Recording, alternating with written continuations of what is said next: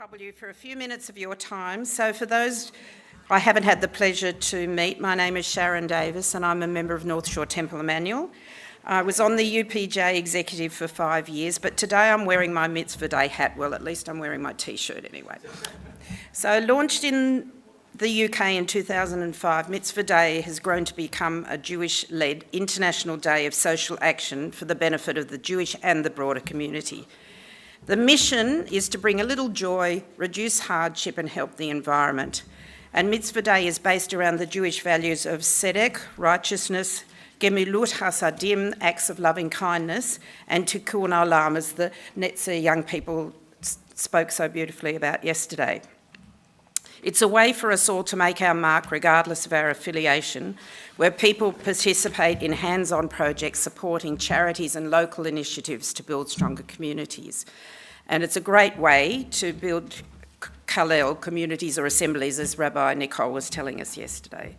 So I was introduced into Australia in 2011, and last year over 1,500 people in Jewish communities in Melbourne, Sydney, Perth, Adelaide, Brisbane and New Zealand were involved in over 80 projects.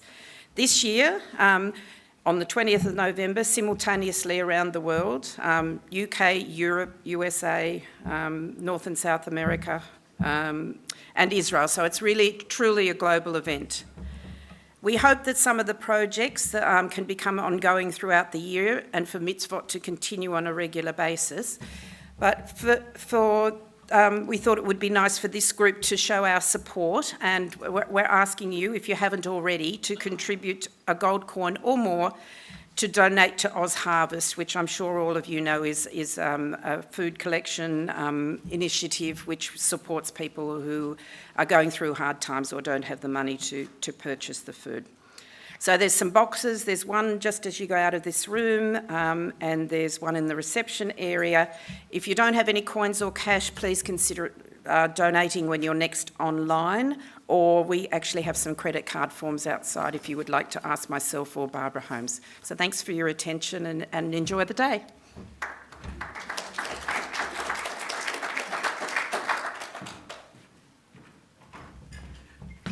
Thank you. Good morning, everyone. I hope we've all got lots of energy for this last day of the conference. I sure do.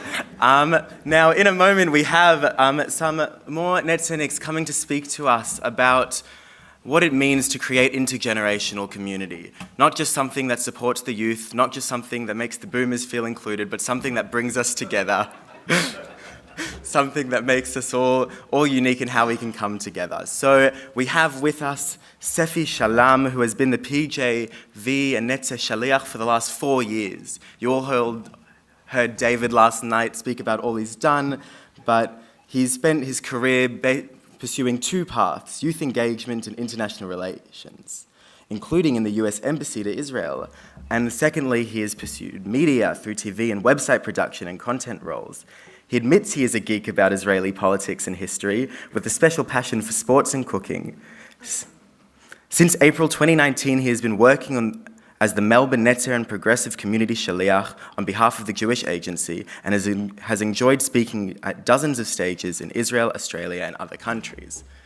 Now, Noah has asked that I give her a shorter introduction, so I won't tell you how incredible she's been this year, and I won't tell you how she has been a madricha in Netzer for 3 years now, and in each of those years has held an important tafkid, first as Melbourne's Rosh Chinuch, then as Melbourne's Mazkira, and now this year has been our federal Mazkira, overseeing lots of projects, including establishing the Netzer HaShoresh, and supporting everyone else along the way. And helping them, we have Gaia over here, who this year has been Sydney's Rosh Chinuch Head of Education, and has really helped develop lots of Madrichim education in our weekly meetings and across seminars. And next year she's stepping up as our Shnat Rakezet, the coordinator of the Shnat program. And lastly, we have Noah Konya, who this year has served as our Netzer Australia's Metayem, Head of PR and Marketing. He has overseen the appeal this year, and next year is going to be stepping up to be Netzer Sydney's Mazkira. So let's give them a warm welcome.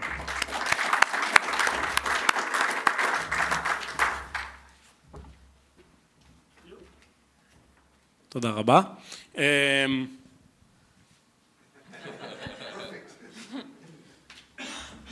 So let's jump right into it. We don't have time for everyone to introduce themselves, so we'll go with about 4 or 5 different people. What we need you to say is your name, which organization do you represent here, and which generation are you a part of. Just the name of the generation, no elaborating anything else. If you don't know, tell us, I don't know which generation I'm a part of. Okay? Great. I'm Gary, and I'm on the heel, on the cusp of baby boomer status. I'm at TBI. Thank you very much. I'm Moshe at NSTE. I don't know the name of my generation.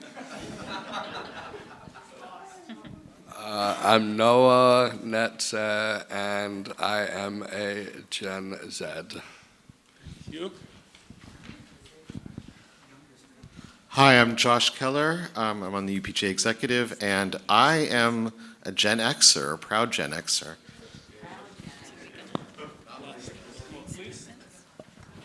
I'm Sue. I'm on the UPJ Executive, and I'm also on the cusp of the baby boomers. That ages me. Thank you very much. I'm what they call a geriatric millennial, by the way.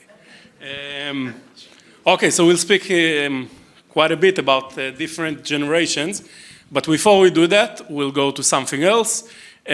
So we'll split you into groups, and you'll remain in those groups for the next few minutes, and you will have different things to do in those groups. So I'll give you a number, and this is the number of your group. The group number 1 will be here.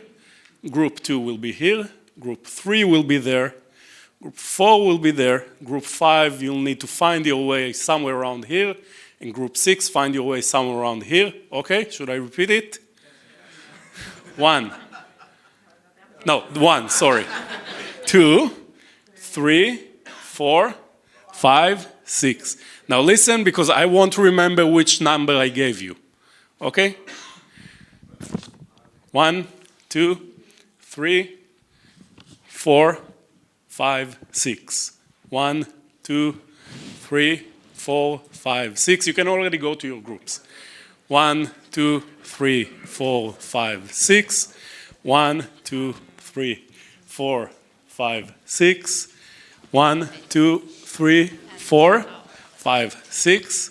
1, 2, 3, 4, 5, 6. 1, 2, 3, 4, 5, Sue, and 6.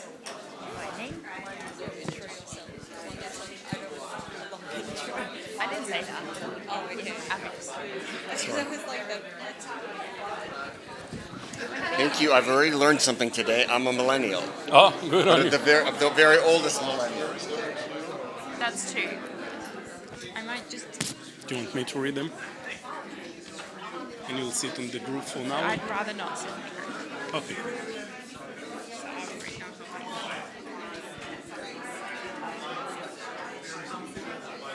So I can explain. I'll explain what we're doing. Okay, try to find your seats, please.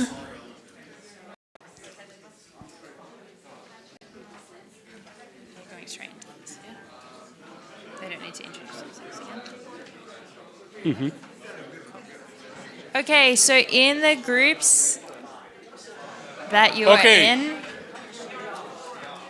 This is all, this session can take 4 hours easily, but we have an hour, so we're trying to squeeze it. Sergio, this group has your name on it, as if they're calling you. Yes, it doesn't matter which number you had. You're a perfect fit there. so we're going to read out a few statements now and ask if it is beseder or lo beseder, which is a fun game we like to play in Netze. So basically, we want you to just discuss in your groups whether you think this is a good example of intergenerational cooperation or not, and why. So beseder or lo beseder. But Remember, you have about 2 minutes for each. So try to do it very quickly. Okay, about 2 minutes to decide on each. So the first one is inviting young members of the community to run games for kids in the social hall during a Rosh Hashanah service. בסדר או לא בסדר?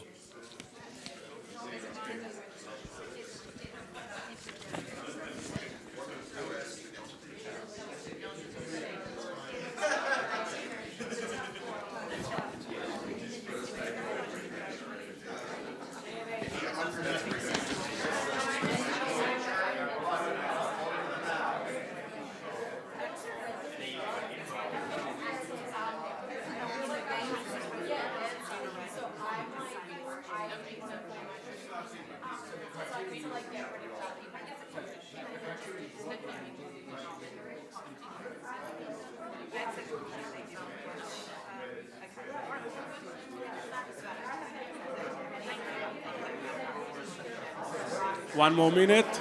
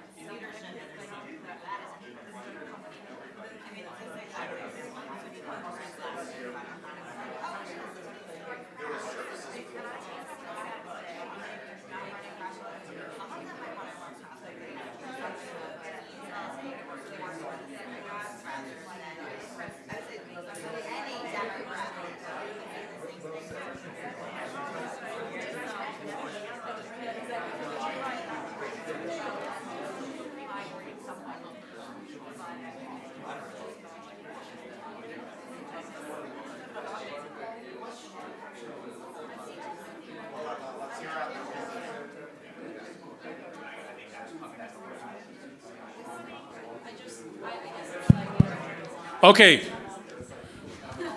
No? Okay, so we might do this as like a general wave if you agree beseder, and then we'll do lo beseder. So did you think this scenario was beseder in your group?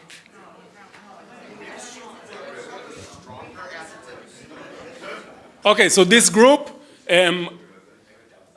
2 sentences. Why do you think it's beseder or lo beseder?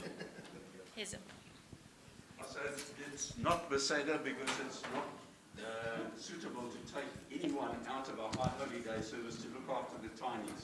At Temple David, we hire babysitters for want of a better word.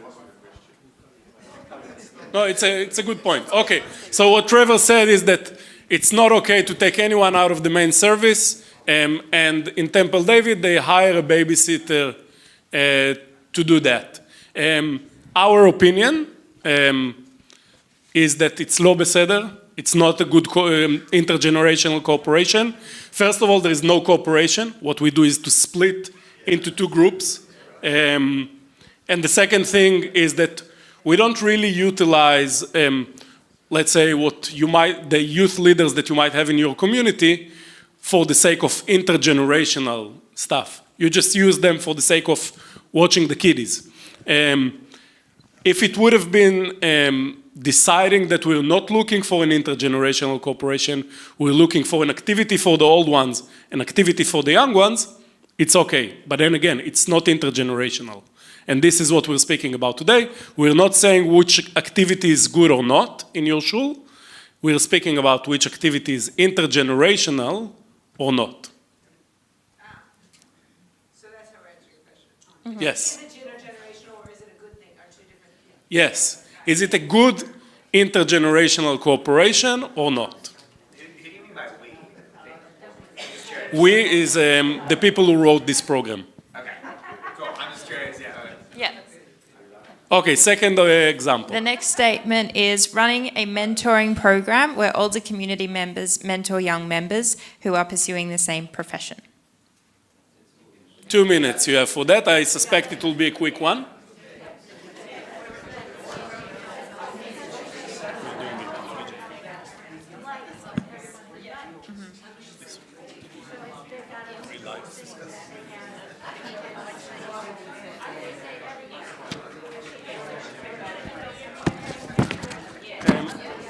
if one of you can join that group, we'll try to split people.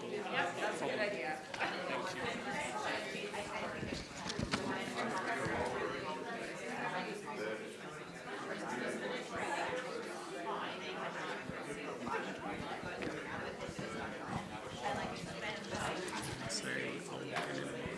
Yeah, I think it's worth noting the nuance that like it needs to be facilitated by followed up by the victim to feel empowered. Okay. Can we wrap it up? Great. Who thinks lo beseder? Who thinks beseder? Cool. We also thought it was beseder. But we did think it was important to note that sort of following up with the process is really important, especially from that sort of older generation support. It often, sort of having that support continuing and being proactive is really important for that relationship to be successful. The next statement is inviting members of Netzer or other youth leaders for an aliyah during the main Yom Kippur Shacharit service. Beseder or lo beseder? All of them, by the way, are real life examples. Let's say you.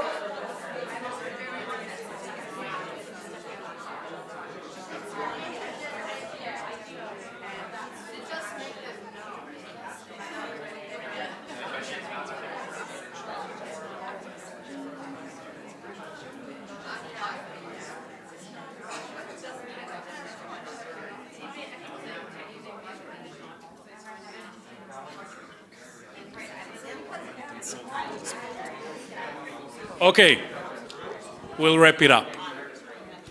Does anyone want to share what they think or what your group discussed?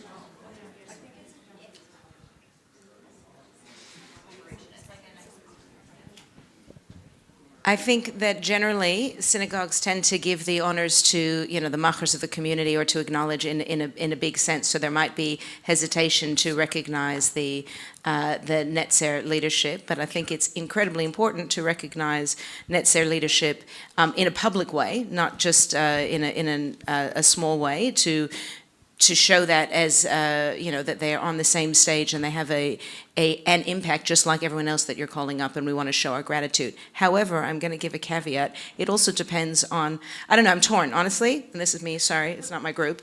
I'm torn in terms of, in principle, to acknowledge Netzer as a movement and the support of the movement, and to say kol hakavod for everything that Netzer does.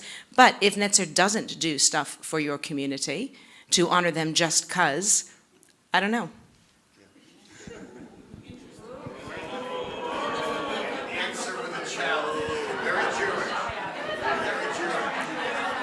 By the way, a lot of times I meet different people in different communities that we have nothing to do with them as Netzer, and we really can't serve all congregations, unfortunately. It's perfectly fine.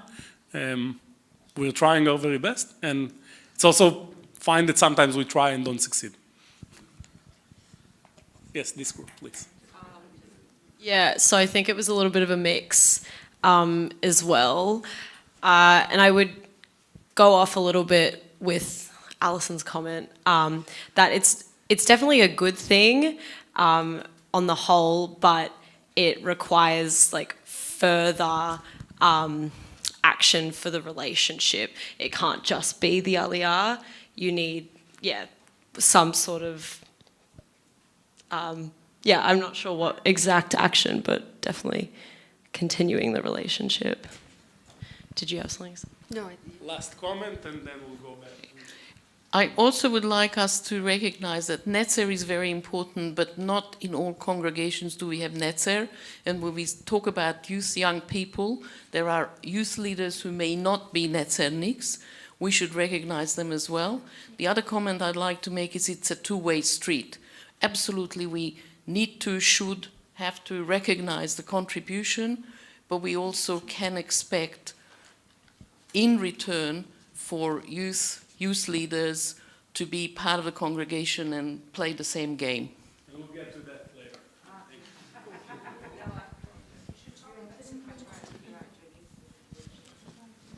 But we don't want to dive too deep into those examples, because we're in the first bit of our program. Yes, but I think the point that like all youth, not just netzer, it's important to feel recognised and empowered, but also that the two-way street is like what creates that meaningful relationship when it's not just sort of a passive action, but also something where youth are involved in the decision making around the event and around like how this like components of the service run or whatever, so that it is truly an intergenerationally representative event. Like that's how we'll get not just the leaders of different generations, but all of that generation like feeling that it's their space when all of those voices are represented in the whole event. Also, I've been to quite a few services where netzer or other youth leaders were invited for an aliyah, which was beautiful and a really good step.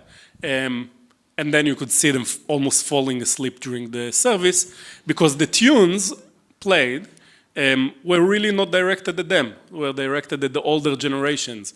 And the entire service was not directed at young people. So it's, in my opinion, if that's the case, it's not an intergenerational cooperation.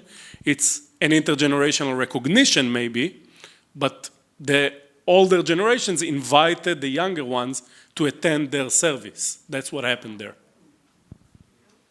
Sorry, we really don't have time for all the comments we would want. So our last scenario is inviting community members who are studying relevant university courses to join the synagogue's Tikkun Olam committee or other relevant committee in order to advise and lead a project on turning the shul carbon neutral,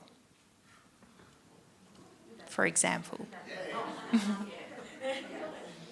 And we only, unfortunately, have 1 minute for that, so...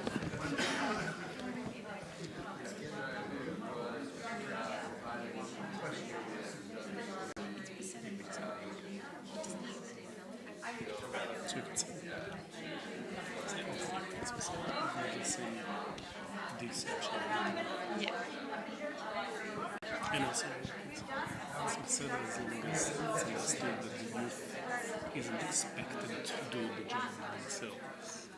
They don't outsource it. To be part of the job.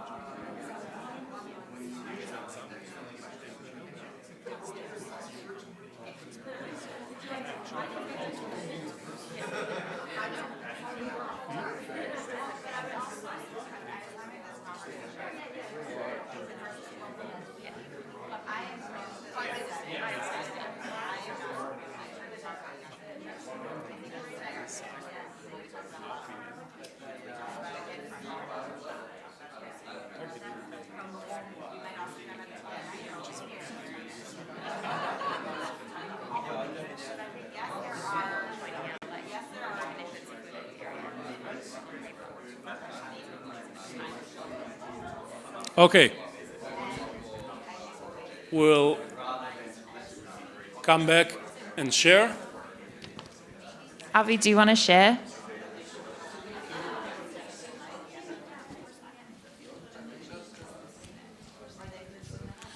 Funny that the members of KEDEM have just arrived, and it's an example about KEDEM that we just gave.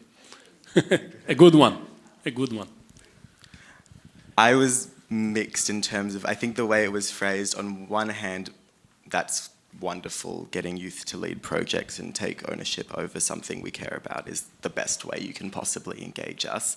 I think, I don't know if it was the phrasing or however it was, the slight downside was it seemed to me that it was a project that came out of the community organization. They said, we want this project to happen, and now we want a youth person to come and run it for us, rather than including youth from the beginning in terms of how we both care about environment, let's talk about what we can do. And I think for effective intergenerational communities, both parties have to be there from the beginning. You can't just bring one halfway through and say, we want this. And that goes both ways. Thank you. So, our opinion about it is generally definitely beseder,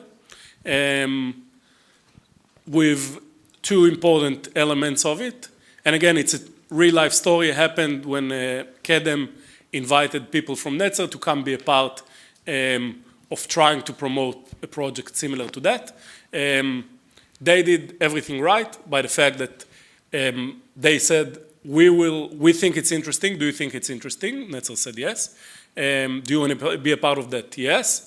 They had someone with the expertise who said, don't worry, it's on me. I know how to do it generally, but I need your help with some elements of the program, of the project, which was very, very good. Noah has a but. But even though it was good on paper, and other things can be great on paper, sometimes it doesn't land for various different reasons. And yeah, I think like that's an important question for our community is how can we sort of create projects that are not only like look great, but are actually like practically sustainable for all those involved, which I don't have the answer to. This one didn't end up happening as an intergenerational cooperation because the youth leaders simply didn't have enough time to do their part of it. It was too big of a project for them to do it as volunteers. That was the problem at the end of the day. So again, yes? But isn't it, I mean, I don't want to oversimplify it, but I hear what you're saying. But it's like any project anywhere in business or in any organisation I've ever worked in. It's a question of sort of negotiating the project and who's doing what, revising timelines, revising what people have to do. I mean, I personally don't see it as a sort of a youth versus older generations. I just, you know, it's just a question of a bunch of human beings getting together and trying to renegotiate what's appropriate and practical to get the project off the ground and up and running. If you've got someone who's got a whole heap of knowledge, that's great, but sometimes people don't want to cede their authority and power, and that's an individual personal thing that needs to be, you need to have someone in charge of a project who can, you know. So that's exactly what we're saying. We're saying a good idea on paper then still needs to be developed, and at the end of the day, it really depends on the people, it really depends on many other elements. So we could continue that part forever, but we'll jump to the next chapter. So now we're going to have a small quiz. Within your groups, Noah will tell you the different generations that are in this room. What you need to do first is you need to define which years belong to which generations, okay? Birth years.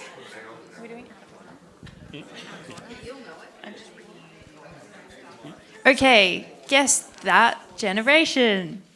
They developed a strong skepticism for existing institutions and became independent, self-reliant, and wary of baby boomer values. One second, we need to first go.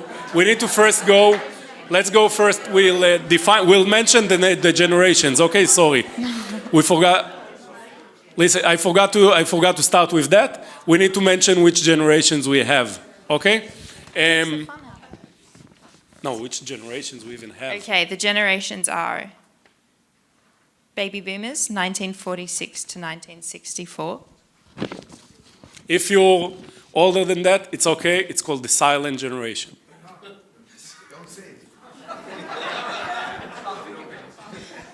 Generation X, 1965 to 1980. Millennials, 1981 to 1996. And Generation Z, 1997 to 2012. And we're starting in Netzer already. We have Generation Alpha. Okay. Back to, yes. Alpha is 2013 onwards. That generation. They were the first generation to become comfortable with personal computers. They are independent, innovative, strong communicators, participative learners. They value organisations that are positive, fun, efficient, fast-paced, flexible, informal, and that have access to leadership and information.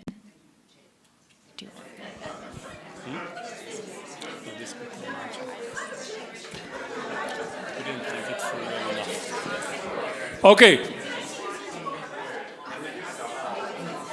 Yes, we have to generalize. We have to generalize. By the way, we think there is no way to do this activity without generalizing and having people who don't fit their generations. There are a lot of millennials who act like baby boomers and a lot of baby boomers who will have a TikTok account. We understand that. There's no way to do it otherwise. We thank PwC, we stole their definitions. Okay. Okay.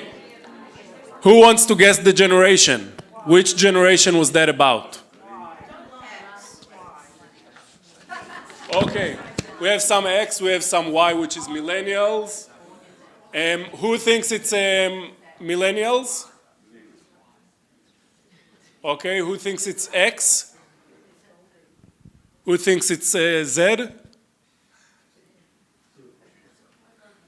Okay, it's Generation X, yes. So, also important to mention about Generation X, research describes them as active, happy, and achieving a work-life balance. This cohort has also been accredited for entrepreneurial and productive in the workplace more broadly. And they're also described, in a more negative note, as skeptical of authority, which is very relevant for us, because if you imagine, and it's true for most communities I know, who are the people who are most skeptical towards rabbis, for example? A lot of them are Generation X, and it makes a lot of sense when you think about it.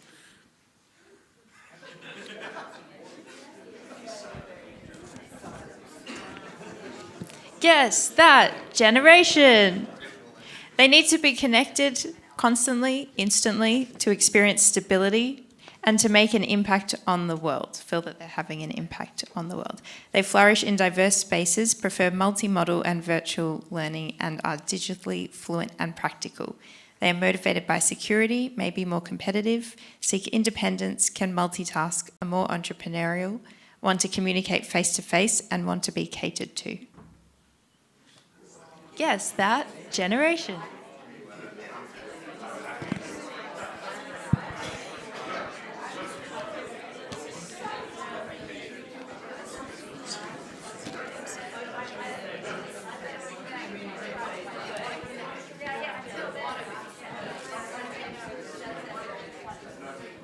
Okay, we're left with three generations. Who thinks we're speaking about baby boomers?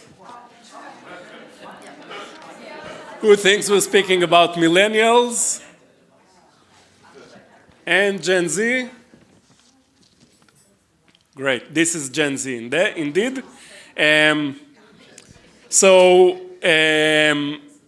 important if you look at the last two bits, they want to communicate face-to-face, which goes against all the stigmas that you think about.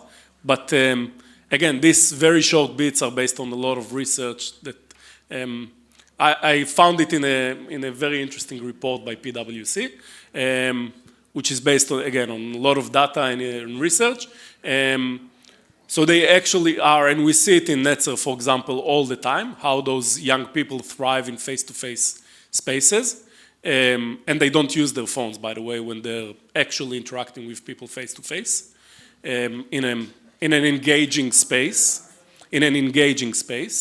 And the other thing, which is important, is they want to be catered for. Catered for. Don't just give them a program that you made for someone else and tell them they're invited to come to.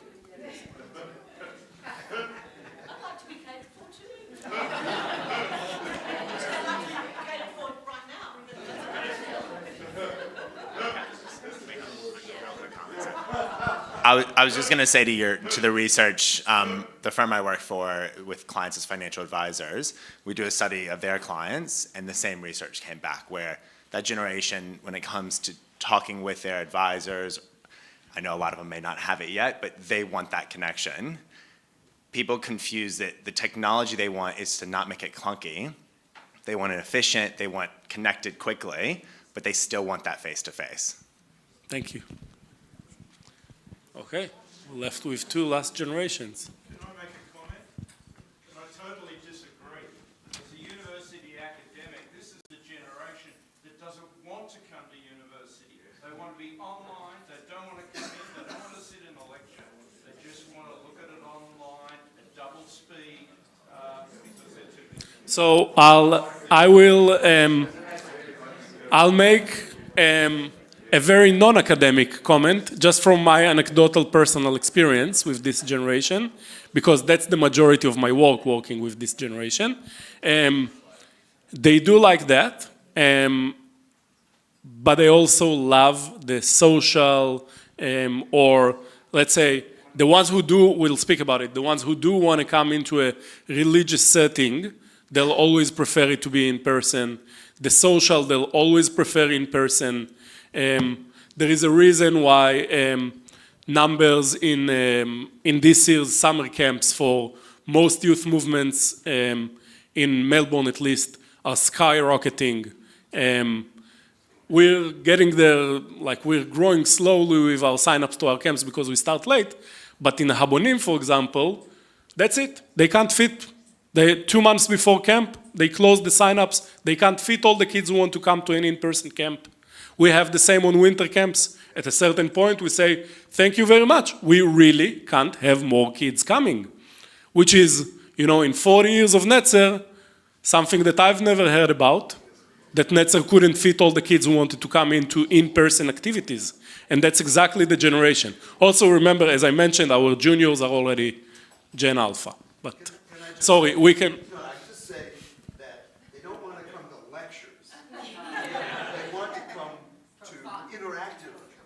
Yes. Universities are struggling with that.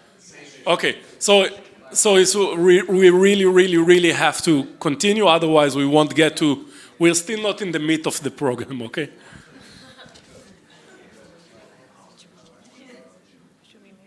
No, let's do millennials and why quickly. Guess that generation. They challenged and rejected some of, They challenged and rejected some of the institutions and values that provided security for them in early years. They are optimistic, enjoy mentoring, have a strong work ethic, and are structured learners.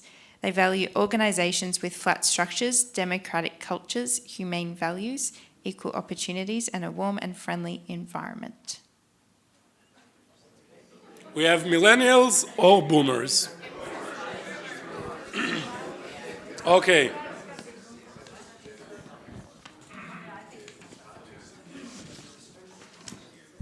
Yes, indeed, it's baby boomers.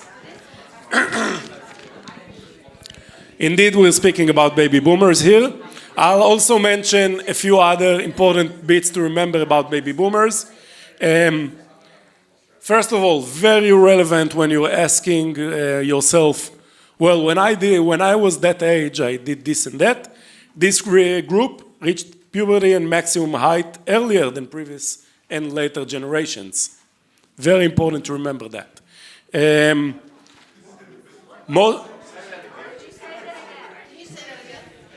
You read it with proper accent. I want you to read it. This group reached puberty and maximum height earlier than previous generations.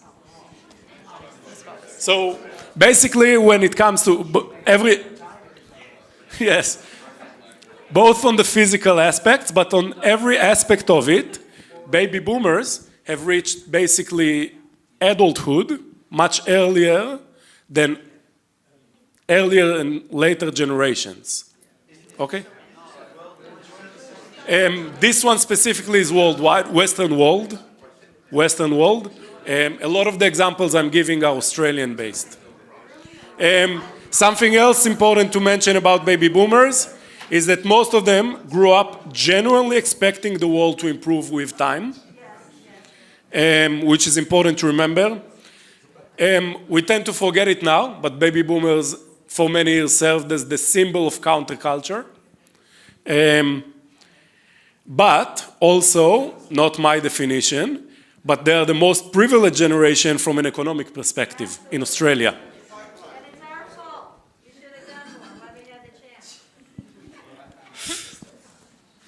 Okay, and now we're left with the millennials.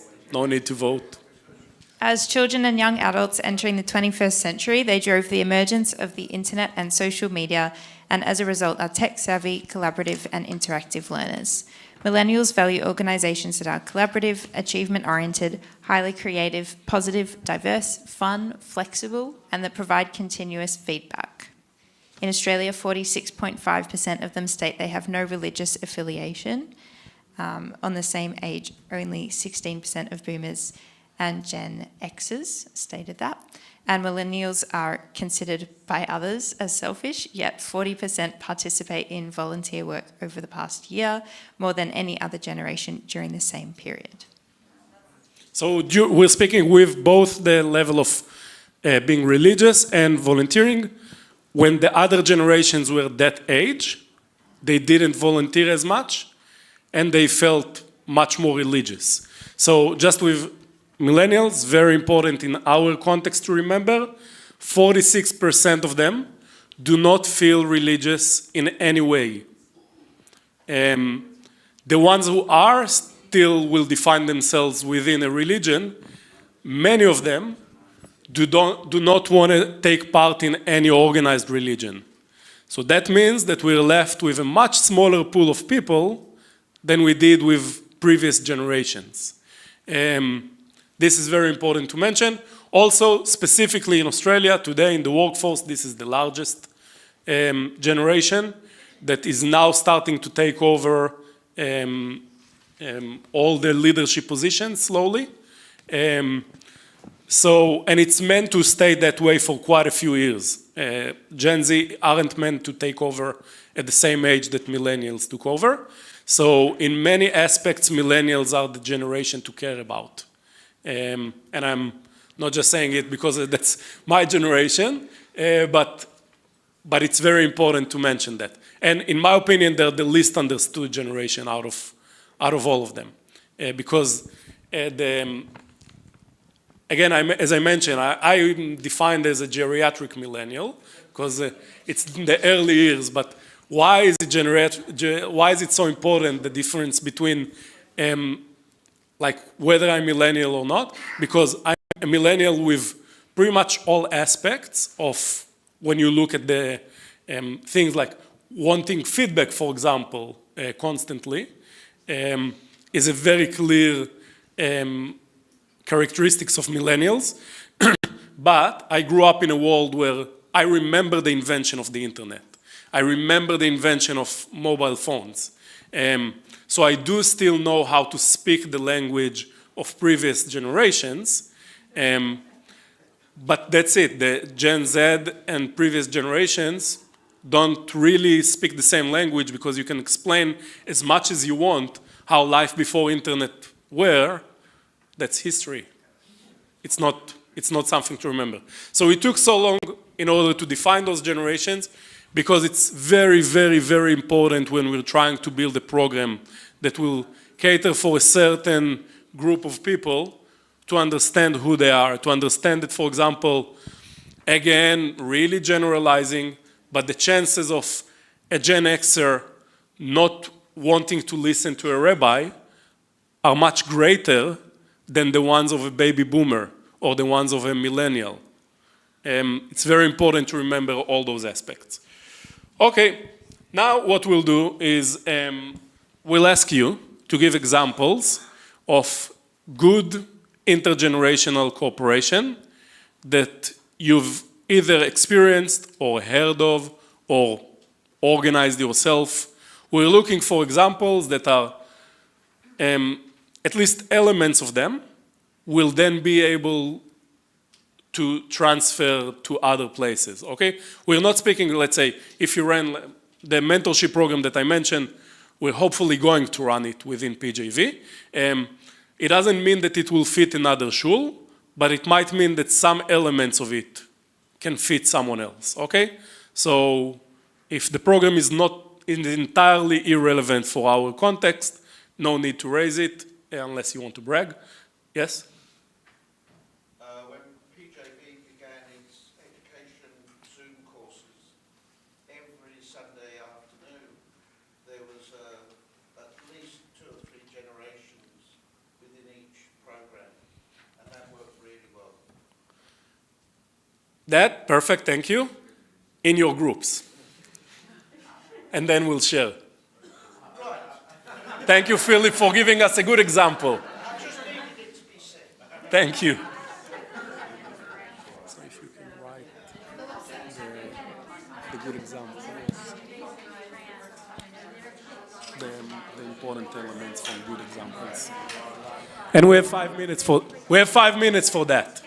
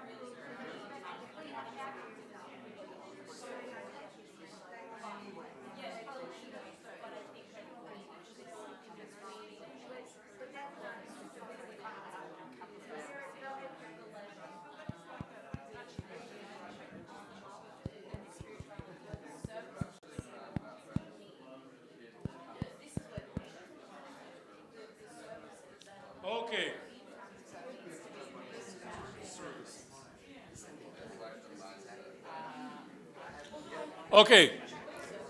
What we'll do now is we'll ask you to share. We'll ask you to share very briefly, please.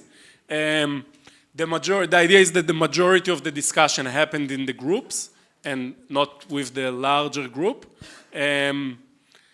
What we'll ask you to share is each group, if you can come up with one example. If you don't have any example, it's also okay. One example of, again, a good intergenerational cooperation. Tell us what it is in one sentence, please.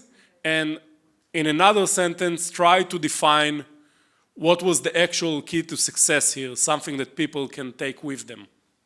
Okay, so I'll take Philip's example of a series of Zoom activities we did at PJV, Zoom presentations, and the key to success was the fact that it was actually good and relevant content. That's what actually drew the intergenerational cooperation there. I just thought of one I didn't share with the group, but we, at Etz Chaim, I don't know, a number of years ago, before COVID probably, we had an amazing Purim spiel. It was completely intergenerational. Where did Allison go? There you are. You wrote a great spiel, and it was amazing. Everybody from very young to very old participated with passion. Can I just second that? That works. So what's the essence? What makes it so good? Because everybody worked together. I mean, it was fun. And it was playful. It was play. Everybody was in costume. Everybody got made up. Everybody got to sing. Everybody got to be silly, fun, whatever. Alter egos. Thank you. This group?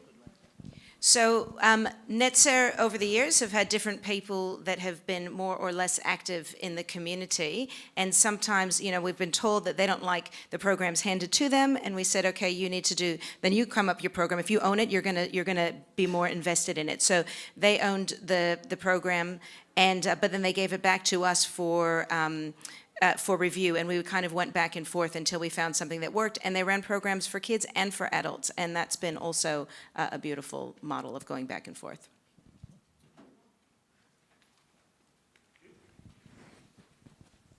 I suppose one of the reverse, more unsuccessful processes.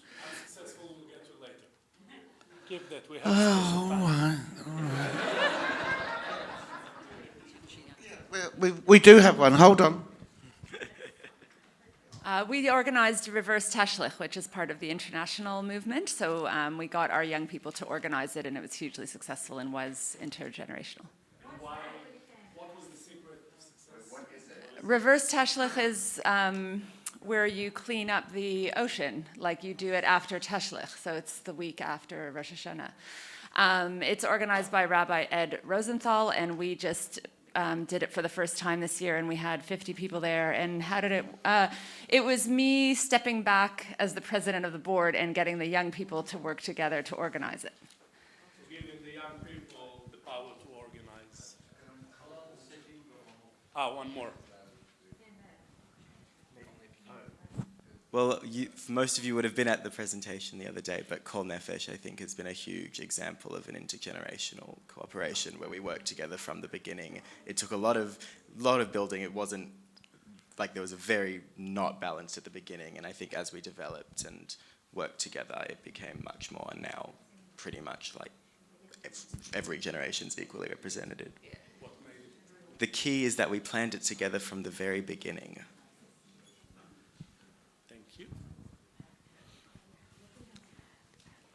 So I talked about we're at Beit Shalom in Adelaide, how in the past, we're working to get this back up and running again, our catering committee, which would get together on Shabbat mornings before Simchas in the kitchen, and we had a huge range of ages working together, just prepping, slicing fruit and putting things, arranging things on plates. But my feeling is that if you get people cooking together, and even in large synagogues where you have a catering staff, you could still find opportunities to get people together to cook. Young people are amazing cooks.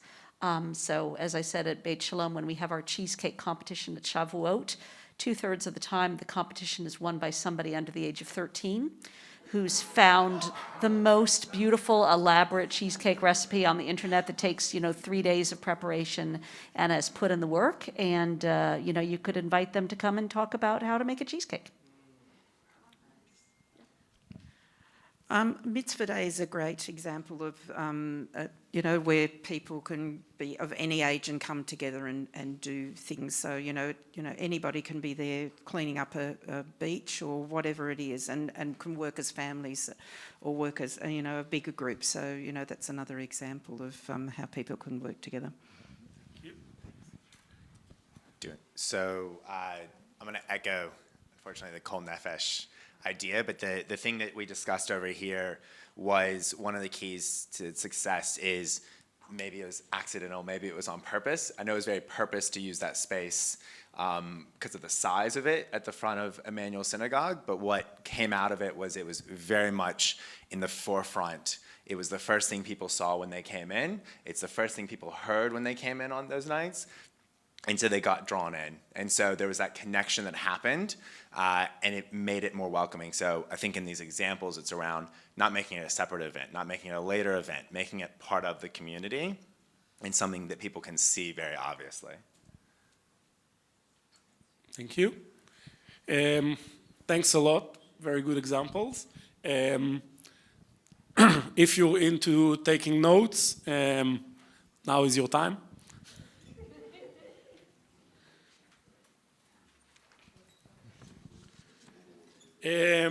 Okay, so now that we went through the success stories, we get to I'm Israeli. I wrote this program. We brainstormed it together. Actually, a very good intergenerational cooperation with 3 different generations, brainstorming the ideas together. And then I wrote it, and then I called the next part failure stories. Because sometimes we fail, and then I was asked, no, you can't say failure stories in Australia, unsuccessful attempts. That might be more successful in the next round, okay? So this entire chapter will be around challenges of different types.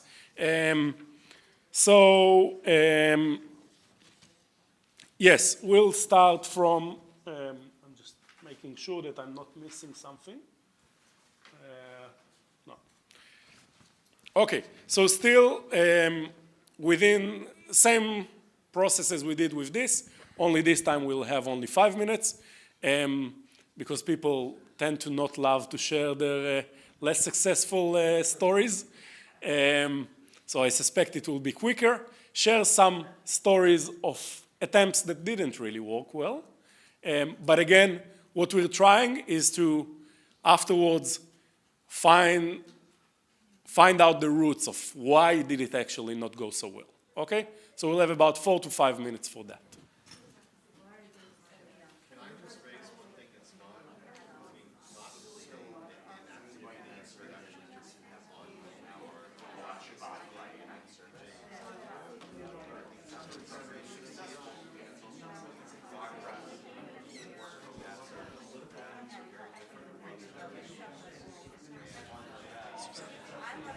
We started late, so it's okay to finish it 20 past-ish. Cool.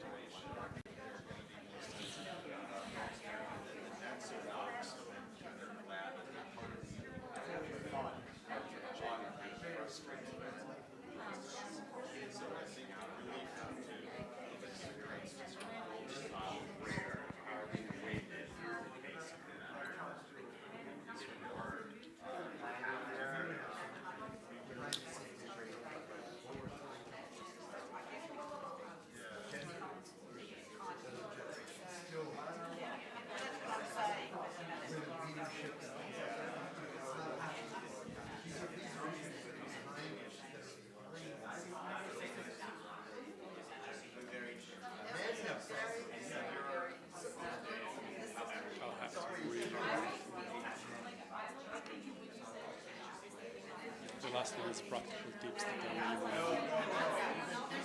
And these ones I'll do very, very quickly.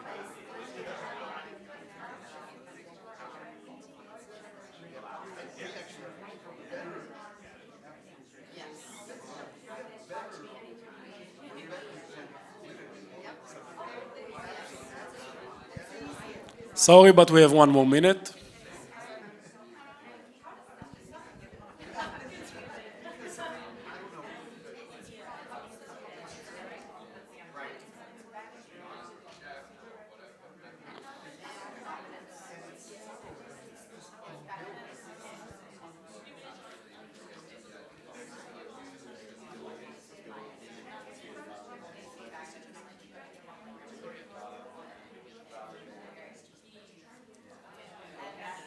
Okay, start to wrap up, please.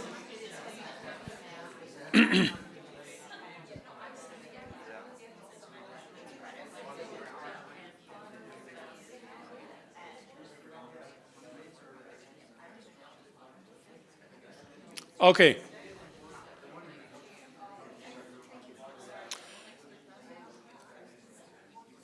We obviously really encourage you to continue this chat afterwards and then take it with you. We'll jump into some examples of the challenges. So again, in one sentence, an unsuccessful attempt, and then try to find the cause for why was it unsuccessful. Okay? You want to start? No, definitely pick a different group. Hello. Oh, okay. We were talking about how situations where like young people, almost like the first example you gave before, asked, will you run this program for us? Will you come and hand out these things? Makes young people feel used. It's not a sense of collaboration. It's not a sense of let's create something together. It's we need a job done, and we probably wouldn't ask this of any of our congregants, but because you're younger than a certain age, we can ask you to do the menial work, and that. What's the essence of the problem? You're telling young people what to do, basically.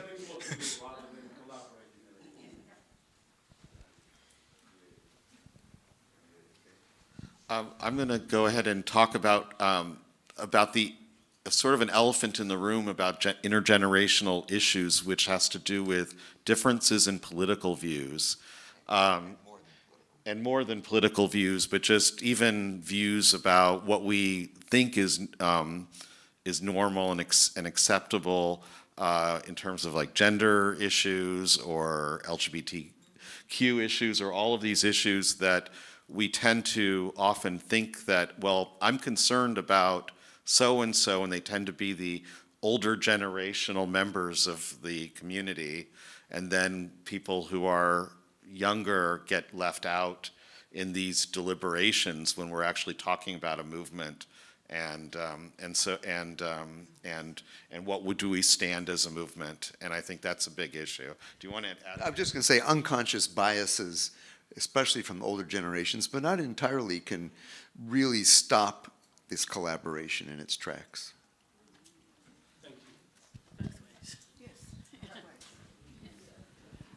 I was just going to talk about somebody who was very passionate and known to be I'll take my mask off, and known to be very passionate, and constantly being asked by the synagogue to come in and write a policy. Well, what's a policy going to do? And every year they're asked to come and write a policy. Nothing ever happens with the policy. And for years and years and years, this person's been asked to come and write a policy. And that's all that happens. And it's gone on for 5 or 7 years. What's the essence of it? They feel exploited, they're not actually engaged with, and it just actually alienates them in the end. So what's the essence? Why did it happen? Because their passion is seen, but the way of engaging them is not understood.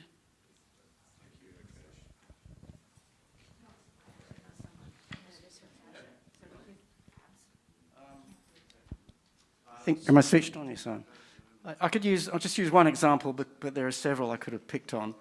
After a rabbi's sermon on Yom Kippur, a group was formed called Project Dignity, which was designed to try and look after refugees. And it was a volunteer group, just a group, and we arranged a time to meet. All the people who came were older, and we said immediately, this is no good, we need intergenerational involvement here.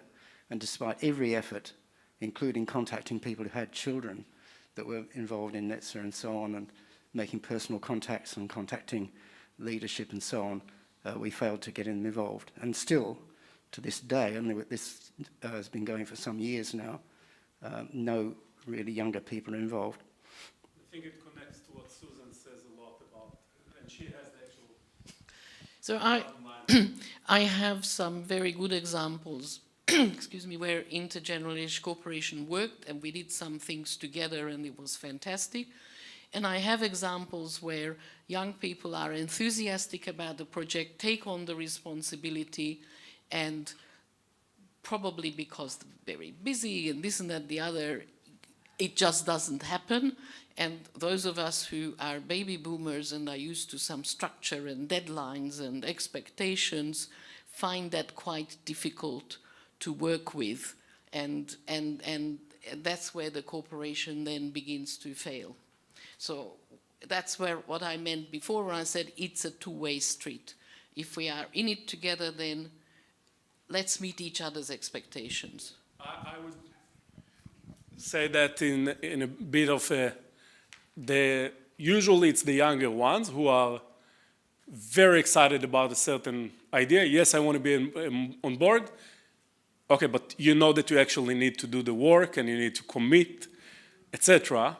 And that's where a lot of the problem happens, when they're unwilling to actually commit to deliver what they were so excited about being a part of, or what they were so excited about telling you what you did wrong. Yes, no, but we really need to run forward, yes. I think just like a lot of things that I've noticed is advertising doesn't happen, like engaging advertising doesn't happen in ways where younger generations actually understand what is going on or like can get involved. Like newsletters through synagogues are great, but I wouldn't read it if I wasn't in my position. And like I don't see a lot of synagogues posting on Instagram or Facebook or even TikTok where they're doing it. By the way, no one in Gen Z uses Facebook. Yeah, where it's like engaging content for more than just like the older generations. Like we've started posting educational content on our social media pages, which is so they can get educational stuff and information outside of their generic like Sunday programs. And it's been doing pretty well. Okay, Rabbi? So this is a success in process, because there's a big part success to it. So we have had Netzer run our Kabbalat Shabbat services, and they're amazing. And we are trying to get you guys, as you all know, trying to find out your schedule for 2023, because we want you there more. And also, we've learned through time that it needs to be more cooperative, the process of creating it. So I think each year I feel like we learn that we need to have more cooperation in the way that we create it, so that it the Netzer folks leading it are having fun on the one hand, and it's fun for younger kids that are there, and also that there's enough touch points that are relevant for if we want it to be an intergenerational thing for oldies. And also, those touch points, though, they're not just for oldies, they're also educational opportunities for kids, so that kids can see that the thing that the adults can do can be done also in this other more creative way, and it doesn't just have to be just fun or just adult style. Okay, it will be the very last comment. So less of a comment, more of a question around question to the group just to think about. This critique that I've heard come up in multiple times in spaces, not only during this program, about young people who say they're going to be involved but then don't show up. How good are we at saying this is what it actually means to be involved? This is how many meetings a month and when they typically take place. This is what it means to plan a program or start a committee or do something within the synagogue. Given everything we know about the different ways that the different generations interact with organizations and institutions, maybe younger people have not had that same learning as baby boomer population about this is what it means to show up and to be on a board, because those structures are not in use in different settings. I think this would probably help leadership across the board, not only with young people, if we wrote better job descriptions and had better, clear expectations about time. Thank you. I think it was very helpful. That's why we'll let it continue for longer. Obviously, we're not disappearing, and I encourage you to continue that. I'll race through my last few points that were meant to take 15 minutes in 2 minutes, okay? Two big things to mention. One, most activities that are good intergenerational cooperation must include an element of youth empowerment. It will just not work for you otherwise. Youth empowerment, one of the main elements of youth empowerment, Noah and I ran an hour and a half long session about youth empowerment. So it's a whole different story, but the one important thing to remember about youth empowerment, and someone mentioned it, the older generation needs to give up a lot of power and to understand, as Rabbi George mentioned about Kol Nefesh, for example, you might not like the result of your own project. It's a part of the deal. The young people have to step up and actually want to work with the older generation, which many of them don't want to give up some of their own power and control. The second part, which is a huge barrier for intergenerational cooperation in our setting, sorry, I'm going to drop a bomb and then move on. Membership, no millennial or Gen Z in the right mind are actually going to pay your shul's membership fees. Let's be honest about it. I wouldn't, if I would have been asked now to pay shul membership fees, probably my answer would be not, unless they're nominal. I'll give you a quick example. I wanted to go to a swimming pool. They said $35 a week. I said, why? I just want to swim. And they said, yes, but we also have Pilates, and we also have the gym, and we also, yeah, thank you very much, I appreciate it. I want the swimming pool when I want to use it. Can I just pay whenever I want to use the swimming pool? Obviously, you can understand the rest, right, about the shuls. There has to be a different structure. Otherwise, there won't be a structure at the end of the day. Okay, now we'll go through quick tips, although you have a lot of input here that you guys came up with. A few tips that we came up with. So, first of all, run some kind of a research in your community about the different generations involved, how many people from each generation. It will really help you understand, and ideally run some focus groups with them to understand. Actually, it can be as a relational meetings or not, whatever you prefer, but try to understand from them what are they actually interested in. You might discover that many of them aren't interested in any of that. Educate your decision makers and yourselves about this topic. Decide with the older generation how important it is to have young people come into a service, for example, versus changing their familiar and loved tunes. And the last thing, before every step, think whether you actually want this activity to be intergenerational or not. The answer can be no, and it's very much legitimate. But if the answer is yes, then you have all those steps. Thank you very much. Sorry, Susan. We tried our best. Toda.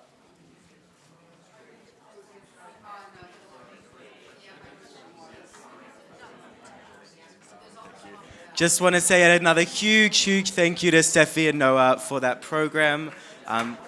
and Ashira, who helped write it, but unfortunately had to go back to Melbourne this morning. Just so everyone knows, checkout at the hotel is at 11 a.m. So if you're here, you can bring your suitcases down to the reception area and leave it, and we'll have morning tea until... Now, the problem with the morning tea is that we've actually taken up all the time for morning tea with this session, and we're exceptionally tight. So please check out if you need to. Grab your tea, coffee, cake, whatever, come back to the room. There's no time to schmooze now. We've eaten up the time.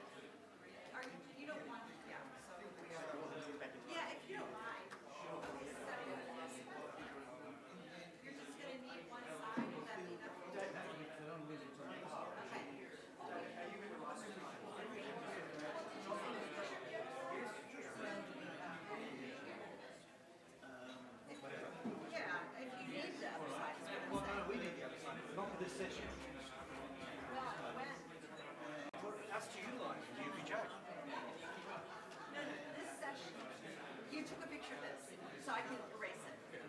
Okay, yeah? Cool.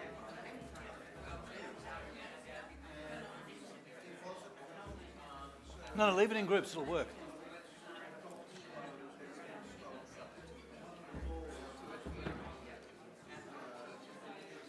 Shit shuffling.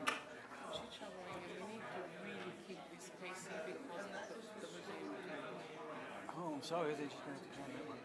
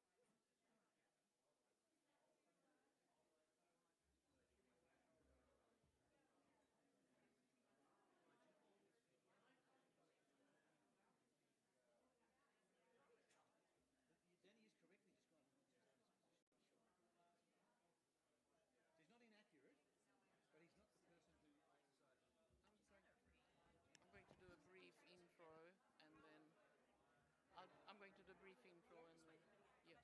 Possibly. I mean, I can be down there too if you want. I just want to do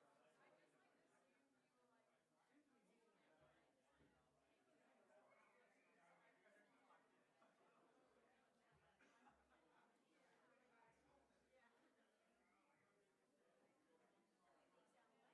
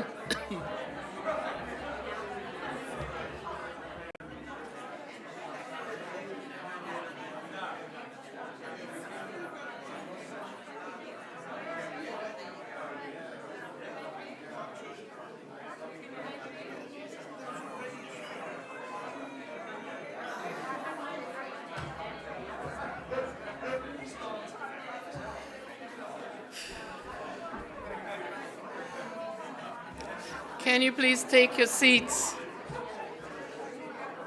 Because we are already running a little bit behind time, so I'd like to get a start. Please find your seats.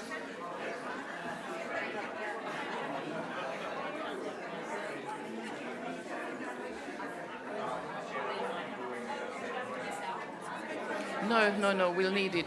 David will need it. Okay. Let's see if I can talk louder than you do.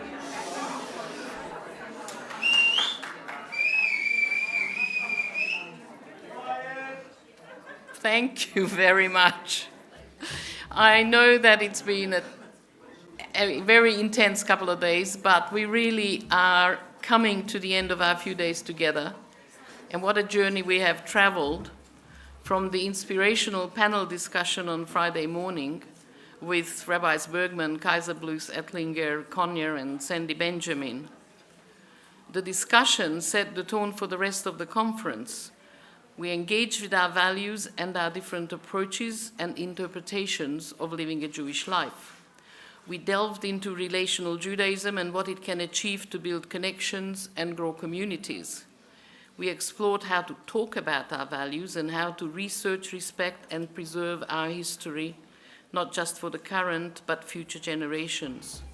We heard about the enormous possibilities as well as the challenges of working in communities that bring together several generations.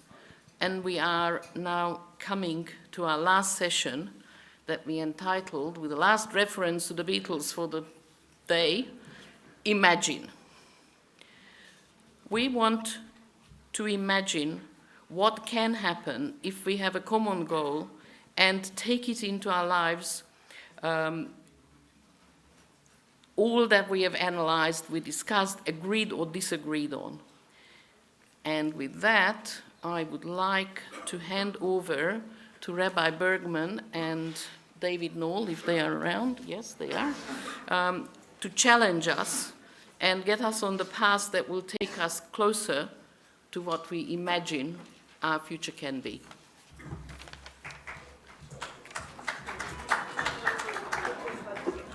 I like this. No? No. Okay, thank you. Shavua Tov, everyone. I will keep going with the last session that we have with Netzer about intergenerational sustainability. And I think that now we are moving about the sustainability of our movement. Not only because the intergenerational dialogue is something about what we need to rethink.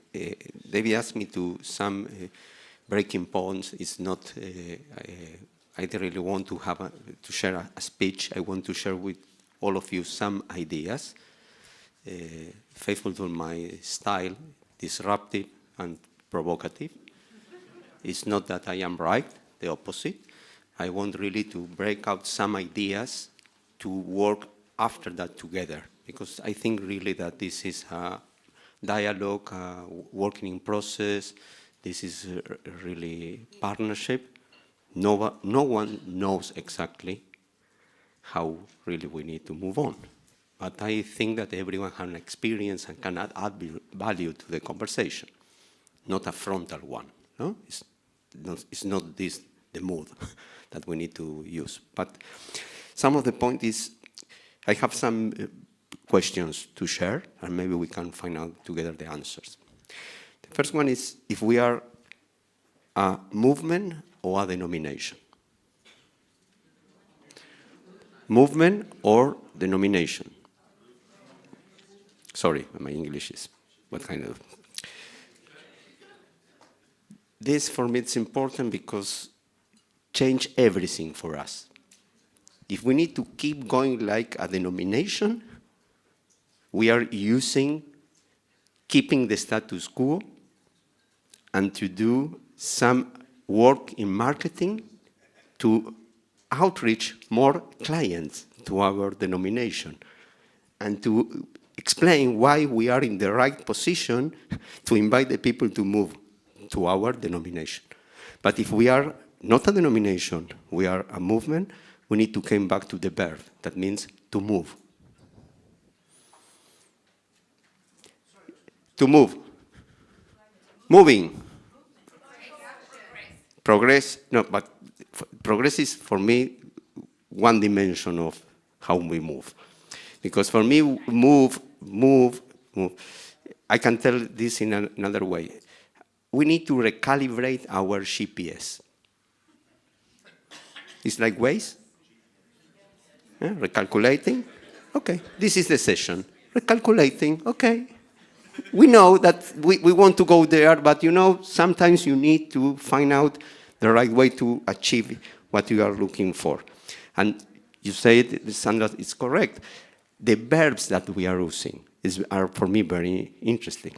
Because if we are a label, a brand, a denomination, a stream, we talk about progressive Judaism. This biennial invite us to think about progressing Judaism. It's not the same if you really use your energy, your funds, your human resources, your structure to keep going like progressive Judaism, or if you really want to progressing Judaism. There are two different, for me, two different conversations.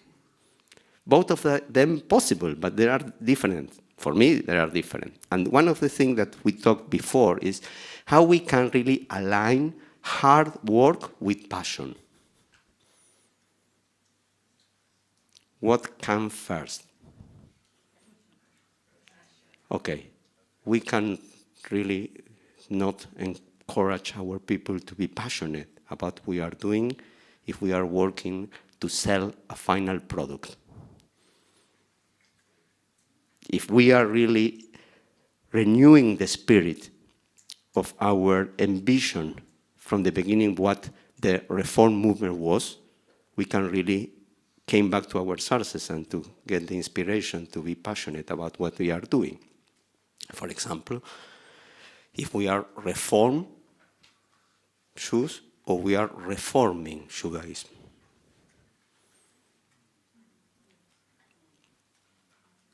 The same with the reconstructionist, no? And renewal. We kill the verb and we use the product. We kill the action and we use the brand. And this is something that I really believe that we need to change. If we are communities of practices, maybe we need to change the questions. It's not more what we believe. Maybe. We can believe, but maybe it's not the question. What we offer in competition with different streams, or really what we are doing. What are our practices? And if we have an open mind and wider approach about that, we need really to change our approach to find out which audience is our audience. For me, again, I am not right, but I want to think with all of you. For me, the audience is not religious Jews in any denomination. It's not religion that we are looking for, meaningful Judaism. We include religion, but it's not the paradigm that we are using. We are moving from the idea that our big audience that are challenging us is the secular Jews. If we are trying to convince Orthodox or conservative Jews to move to the left, we fail. But if we are trying really to reach out secular Jews and to tell them, you don't need to come to our shul. We invite you, but at the end of the day, you can stay there. But like a secular Jew, we have a lot of things to offer you to be aligned with our vision and our passion. What that means? That we are not a theology. We have theology, but we are not a theology. We are a different thing. We are moving exactly from religious practice to ethical behavior. That means that if we address our audience, secular Jews, and we are looking for ethical behavior, doesn't matter how they pray. Doesn't matter how they fulfill our halachic way. Again, I am not saying that it's not important. I think it's very, very important. I am trying to look about the efficiency of what we are achieving and how this efficiency brings to us more input to feed the passion. That is not the same to success. There are two different things because we are aligned with values. We are using marketing, but we are not a business. We need to be sustainable, but we are not looking for profit. That means for me that if we are moving from religion to secular audience, we need to be clear why we are religious people. Why? Because we are looking for spiritual meaning. That means that maybe we have a fast track to go to the secular shoes and to say, what we offer to you is a meaningful spiritual life. Stay secular, but not indifferent to spiritual life. And we are the only movement, if we move, we are the only movement that can offer to secular shoes to grow up in the spiritual life. Because we are not imposing. We are not saying what they need to do. We are offering to them different ways to grow up in this direction.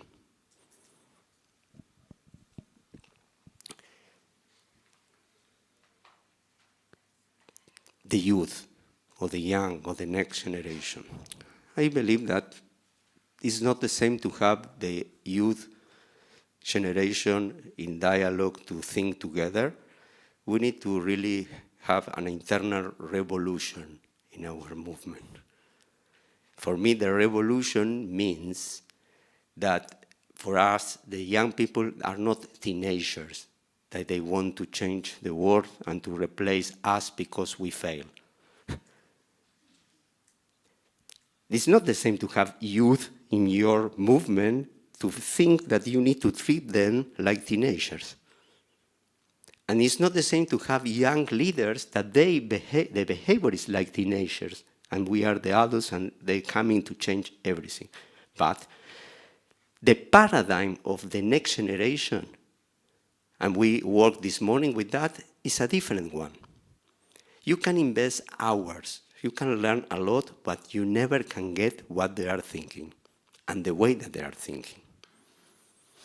Maybe the option is to empower them to lead us. This is for me the key partnership. They have different paradigms for entrepreneurship. They are living in the social media. They are not using social media. We use social media. They live there. They are fluid. They are open-minded. They are changing all the time. If we really want to go to the future, we need to give them to drive us to the future, because they are there. And this is for us an opportunity. Why? Because we are reformed. Then we can reform the structure of governance of our institutions. To finish, I want to say that from revolution to evolution, there is also a dimension of time in our movement if we move. That is not to keep going the status quo. What really we mean when we are talking about future?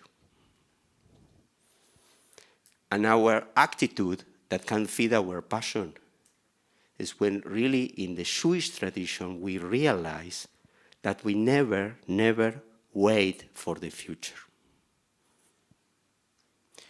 We feel our identity in the roots of the past.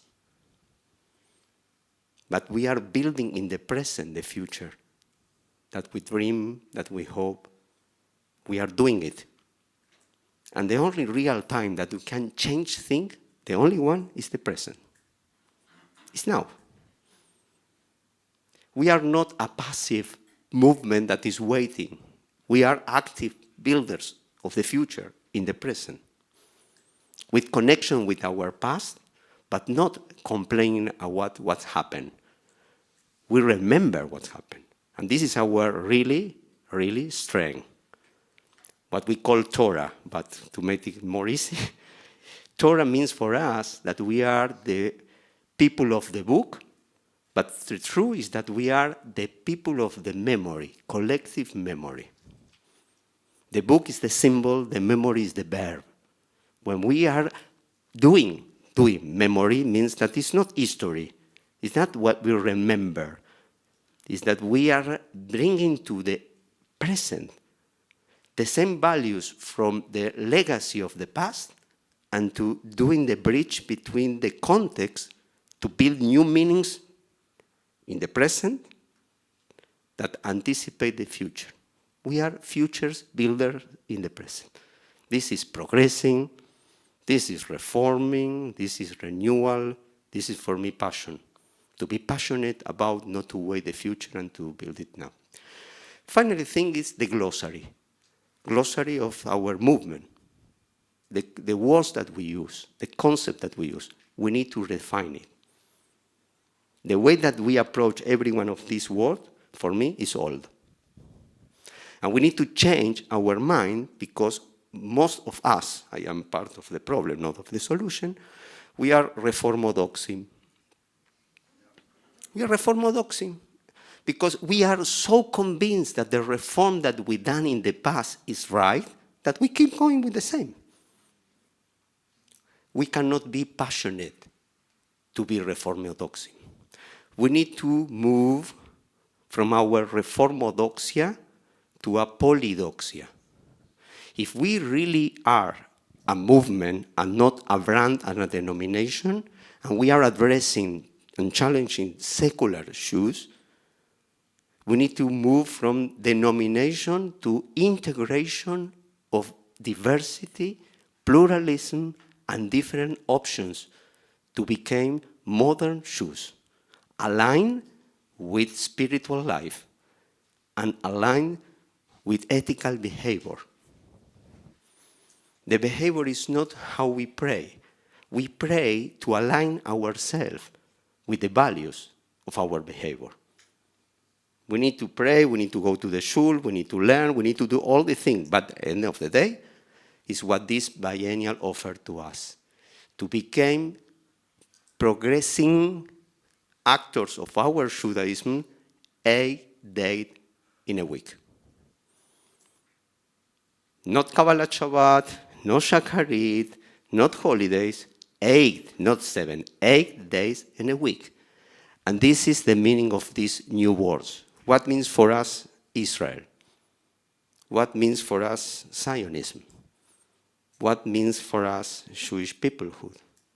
All these key questions about the same thing set that we use in the reformodoxy approach. That means Torah, mitzvot, and pray.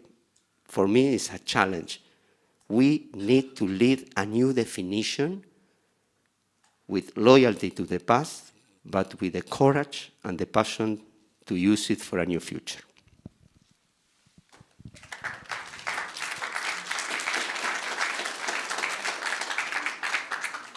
And that's why he's the president of the World Union.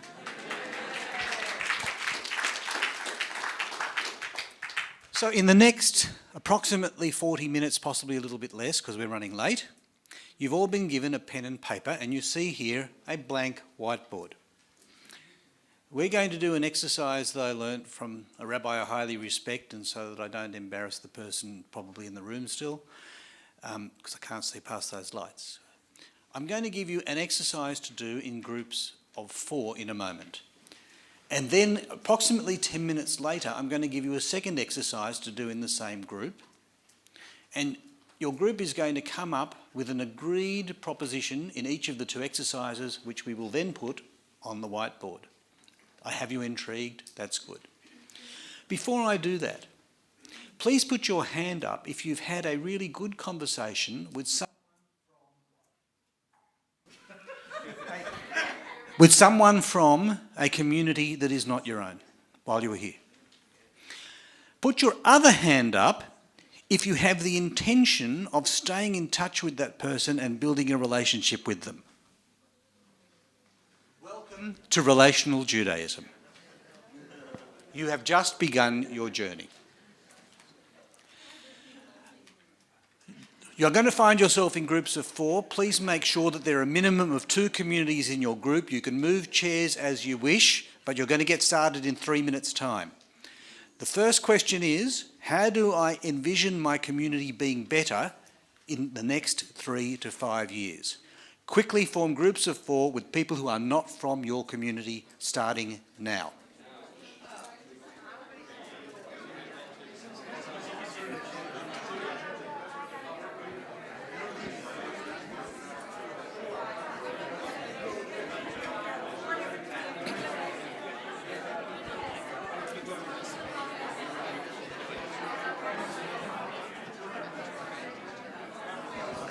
So, thank you.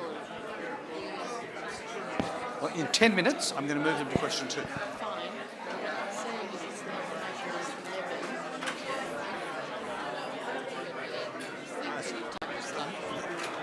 You'll tell me when to stop, but that discussion's going to go. It'll roll. Jocelyn needs to come to the front, though, at that point. Describe. Okay, so I have about, with Sam, 5, 6. We'll manage. You just tell me when to stop.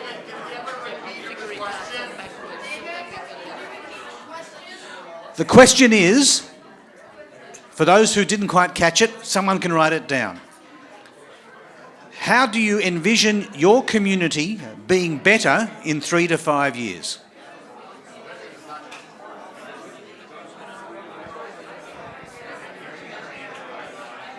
There.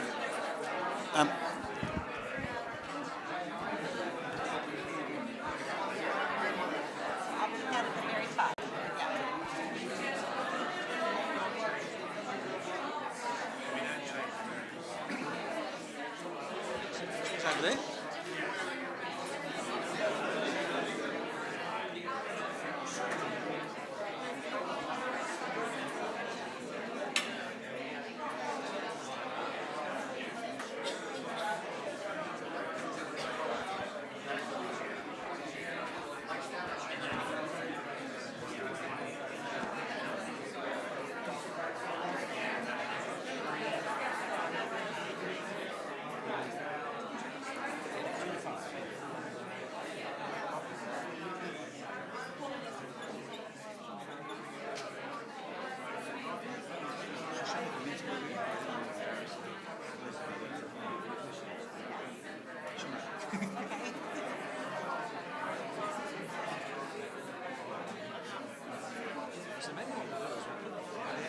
That one in the top half. Okay. Don't put the second question up. Okay. So we'll have another. Well, we could always Or we turn flip it it around. Yeah. Write out what I'll say at the end of things.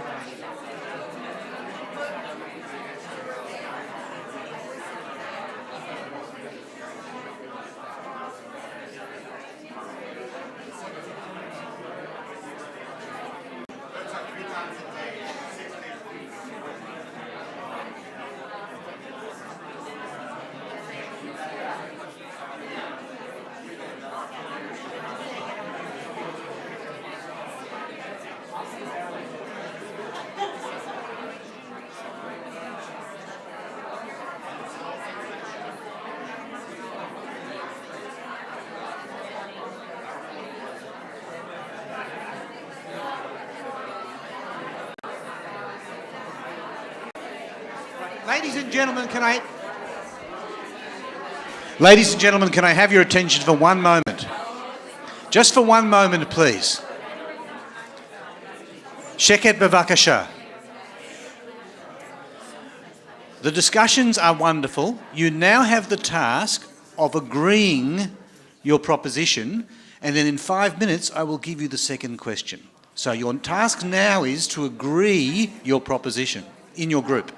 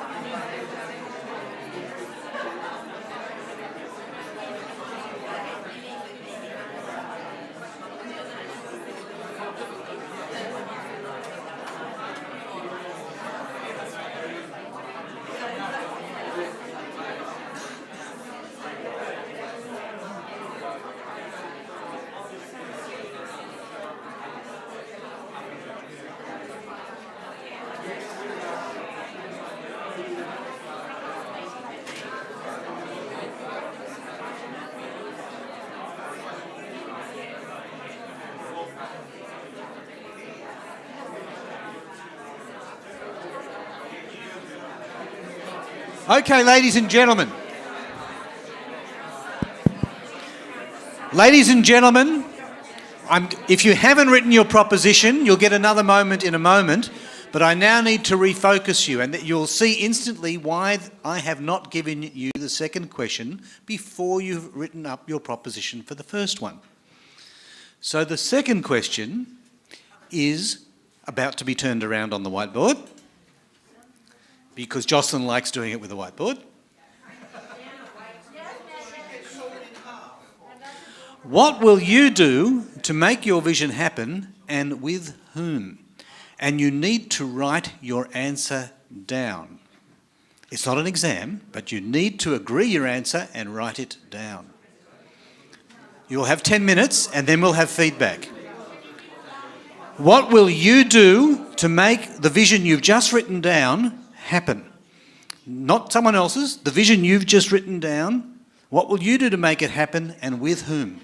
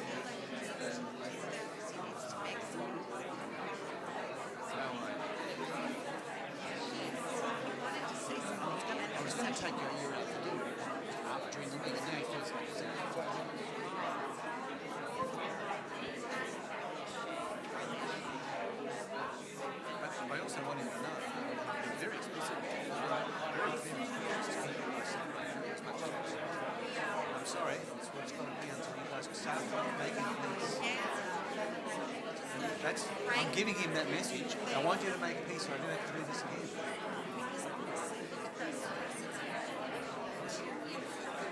Any other visit, I'd have taken the throne to get through this. David Bernstein had been here. Easy.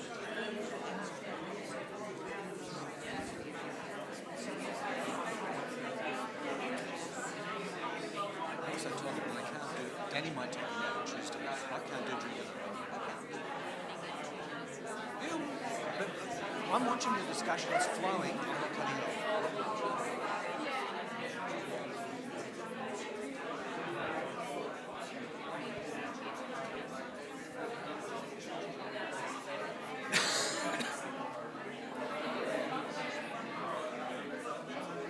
So I'm going to turn the board around again. The first one is up.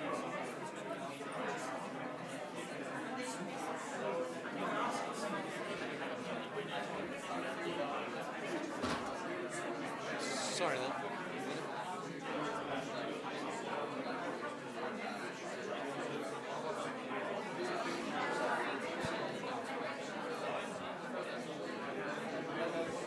Just so everybody knows, this is a 5-minute warning.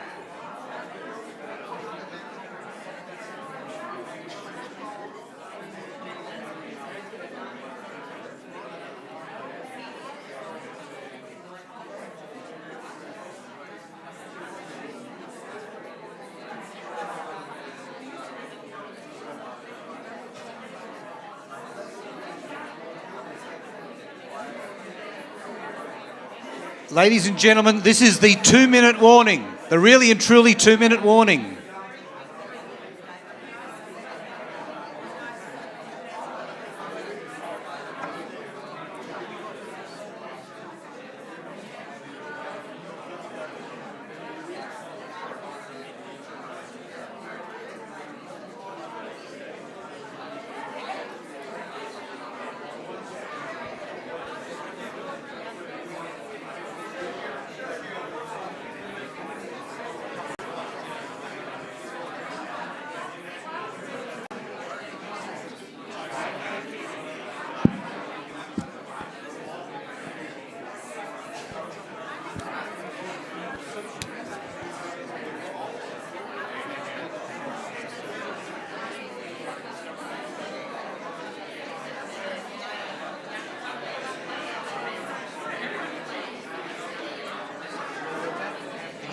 So I need someone to walk around.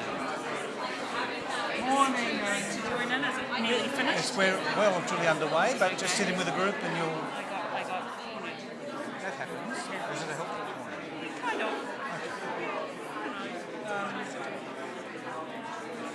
of. We're sort of a way along, but just pop yourself in there.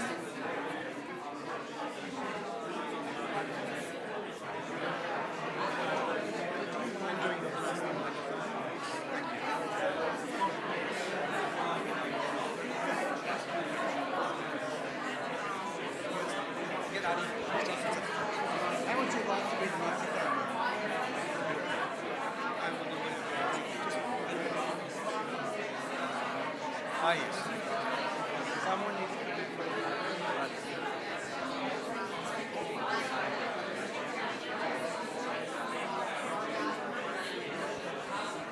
Boo.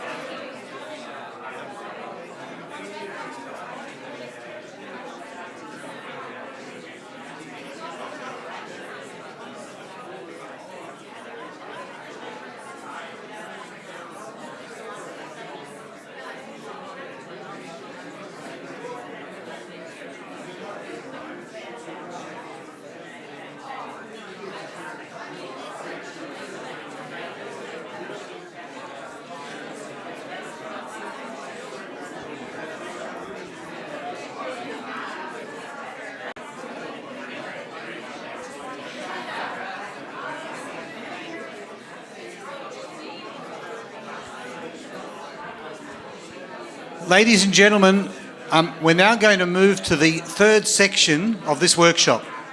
So I'm going to ask you, sad as it is to terminate the present discussion, a brief commercial break. The owner of this kippa, whose head must be getting cold, there we have the winner, yes. There's also a talit bag out at reception, or at the registration. We aren't sure who it belongs to. Thank you. So what I'm going to do now is I'm going to ask one person from each group, and Rabbi Adi Cohen at the back has a microphone, and I'll share this one as well. I'm not afraid to use it. Yeah. To succinctly, difficult as that is, that might exclude the rabbis, never mind. To succinctly articulate the first proposition. Jocelyn's going to make some notes, and then we're going to connect them to the second proposition. So I'm just going to go round the room. Adi will start at that end, and we'll just literally give everyone a turn, but please succinctly, because we have time, we just want to know the point. I'm sure there are other discussions, and just so that you know, at the end, we actually are going to collect your notes and share them with all of our communities as part of building our culture of collaboration. Okay? So, first group. I guess our vision, what we want to see from Judaism in the next 3 years, is creating this sense of passion identity where Judaism informs all of our practices but isn't confined to our existing institutions. Our existing institutions can still play a role, but we have to develop and move outside of them and create spaces where people can be fluid about the way they engage with Judaism, but ensuring that Judaism is what informs that practice. Thank you. Next group, please. We'll just keep going around the room. So we spoke about seeing a movement, as Sergio spoke about, and a communal movement, moving away from our silos and into a communal situation where we become Jewish leaders once again in the broader community, speaking about our movement to the broad community and through communal engagement.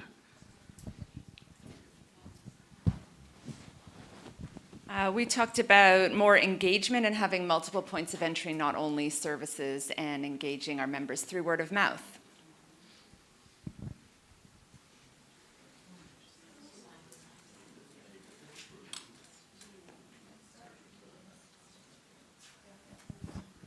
This is going to be pretty simplistic, I think.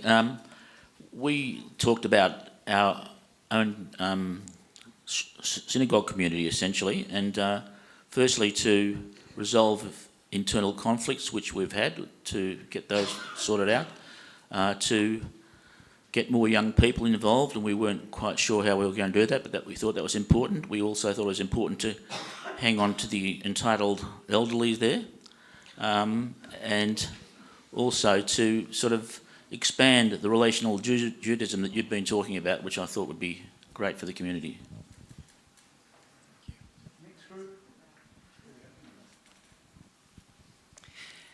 So our proposition is to activate the dormants. And we have Miriam to thank for the idea of how to do this. Well, one way to do this, that she has had experience of. And that is that post-bar and bat mitzvah students, we call them students?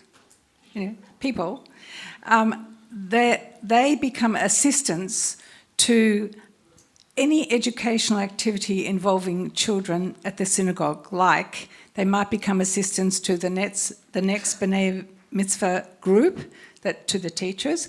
They might be assistants to Bubs and Bagels, or the group for toddlers, or the group for older people even, whatever. But the important part of this is that their parents, because they're at a young age, have to bring them. And we invite the parents in to have coffee and bagels. So they become part of what's going on. And at the same time, there is a parallel course being run with the B'nai Mitzvah course. So we have a course for parents. Now, I'm not sure what's in that course. This lady will tell us sometime. But there is a parallel course for parents. And that we thought these were very concrete things that could be done.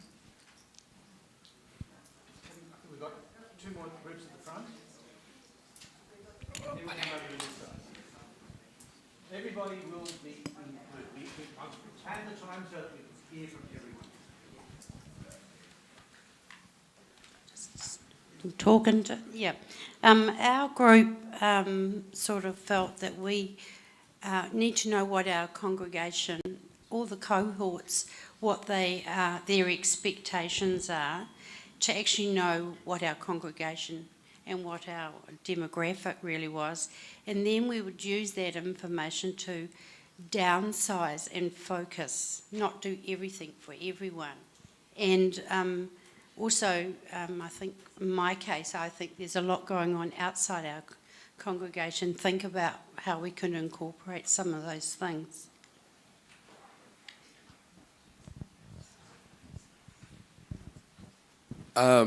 Our group spoke about communication and renewal as the two big factors. Communication, just like getting to know what the capacity of all the different age groups are and what they're interested in. And then renewal as in like making sure there's people with different points of views in the different like boards or whatnot in the communities, so that they're not like only long-standing like board members that have set ideas, that there are people coming through to push change and to really help push the community further.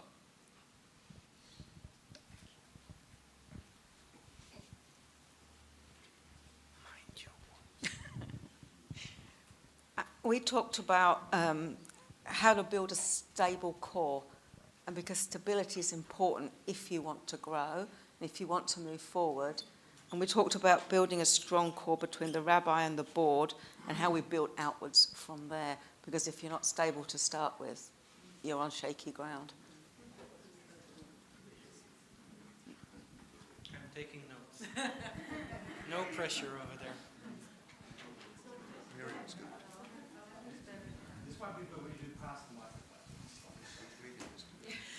Well, we talked a bit about financial sustainability, which is absolutely critical. If we don't have that, then we're in big trouble. So I think that has to be on the board there somehow. How we solve that, well, that's another thing. So this is a summary. Facilitate conversations with our communities to think more broadly about progressing Judaism, as we've heard earlier, and realigning our boards to a growth mindset, possibly with the assistance of the UPJ's resources. So what we're getting that there is it's a bit like you were talking about there, about engaging with our communities and finding out what they think, what they want, and engaging with the UPJ to try and maybe have a facilitator or somebody who can help run these conversations, or develop that line of thinking. We just felt strongly that maybe the board structure we have itself needs to be rethought in the process. Perhaps it's a little longer term than 3 to 5 years, but Steffi's kind of scared me. And I said, I think we need to work on how to be self-sufficient without membership fees, if that's what's going to happen. And so we actually were doing a lot of brainstorming about how that might look. Fees for service, leasing your premises, a hug pack, or sell our real estate because we're all on Zoom anyway. So it just it's kind of out there, but I think we're going to be looking at it. So.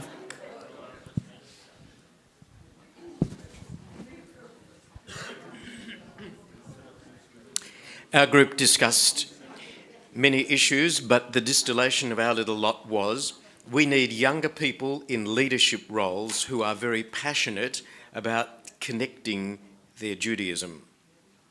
We want them to understand that needs will drive their Judaism if they're passionate. We want them to understand that if they belong to us, they must give to us and go beyond their religious beliefs. Bit of humanity, connecting individuals with each other. And third, and the final point was the structure of the buildings doesn't necessarily mean who we are. We should be going out to where the people are and running things like pop-ups, going to their communities, so that we think about our spaces as not being rigid but being fluid. I just want to add, it's not just about the youth. I need to emphasize that. It's not just about the youth, and it's not just about the future. It's very much about now, and if we can't be passionate and tap into our passion here and now at any age we are, then there's nothing that anyone will want to get from us. We can't pass on the flame. I think many of the themes that have been talked about were part of our discussions as well. I think mostly we were really talking about the importance of having more people engaged in efficient and effective communication, both within and outside the community. And then when it came to sort of thinking about how we come about it, it is also about rethinking, not just in terms of the physical model of a synagogue, but also the organizational structure and form of a synagogue, and the idea of the importance of both sort of tapping into both local and global connections. Do you want to, in terms, and the connections to the outside of our community as well? Our group did touch on some of the themes that have already been mentioned, but to be quite honest, we got totally off topic. We had a lovely chat, and we haven't got... Sorry.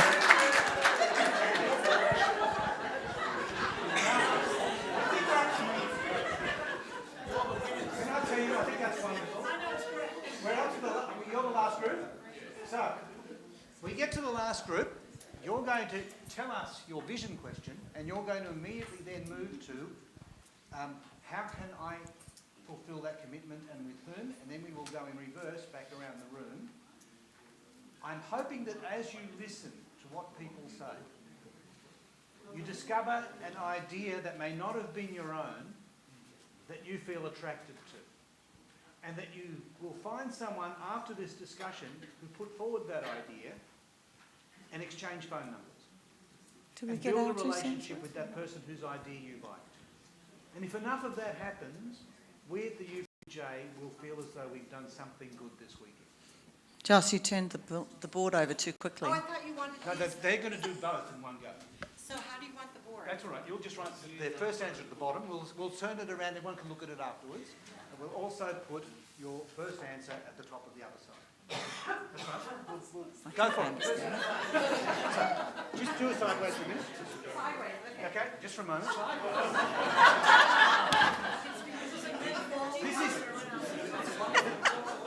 This is called two sides of the same coin. I wish it would just...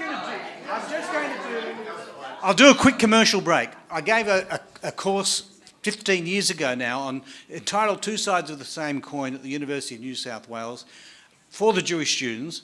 The room filled. They all thought it was fundraising for August, and in fact the talk was about how fighting anti-Semitism and standing up for Israel were in fact two sides of the same coin. The Hillel person didn't like it.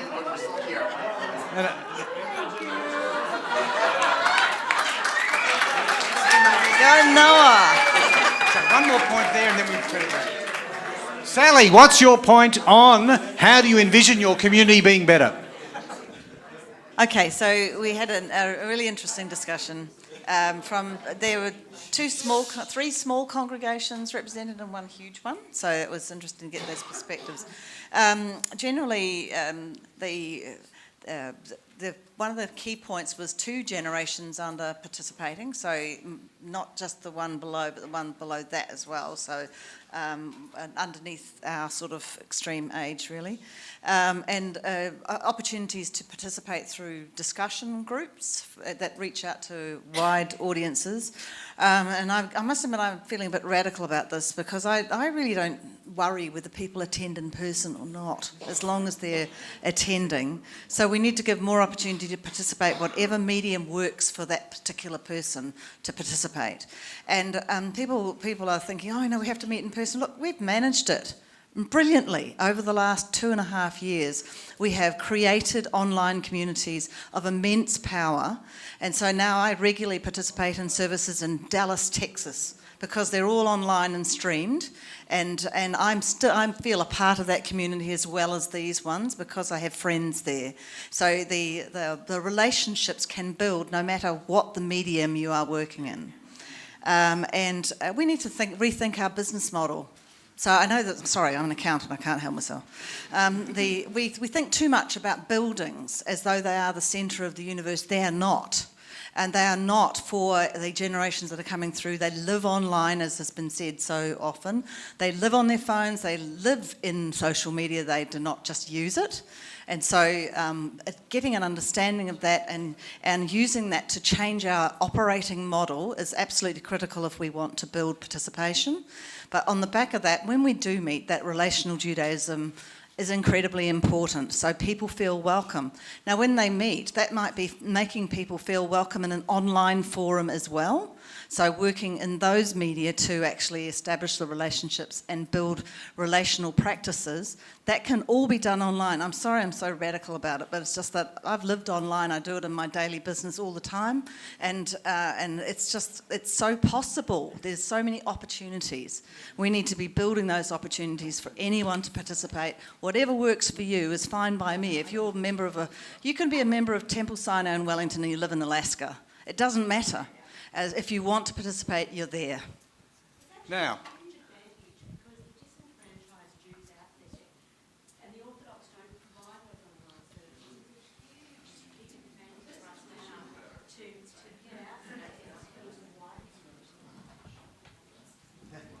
okay, Sally's group.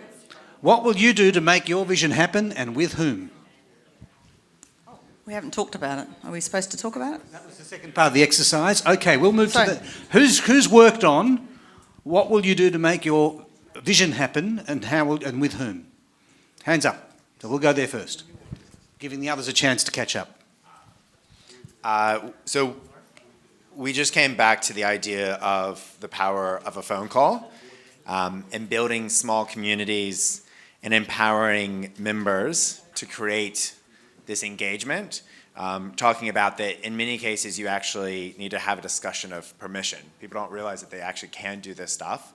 They can help, and so if you're trying to make this vision of a engaged community of connections and relational Judaism, you need to actually have that conversation, grab that coffee and ask for that.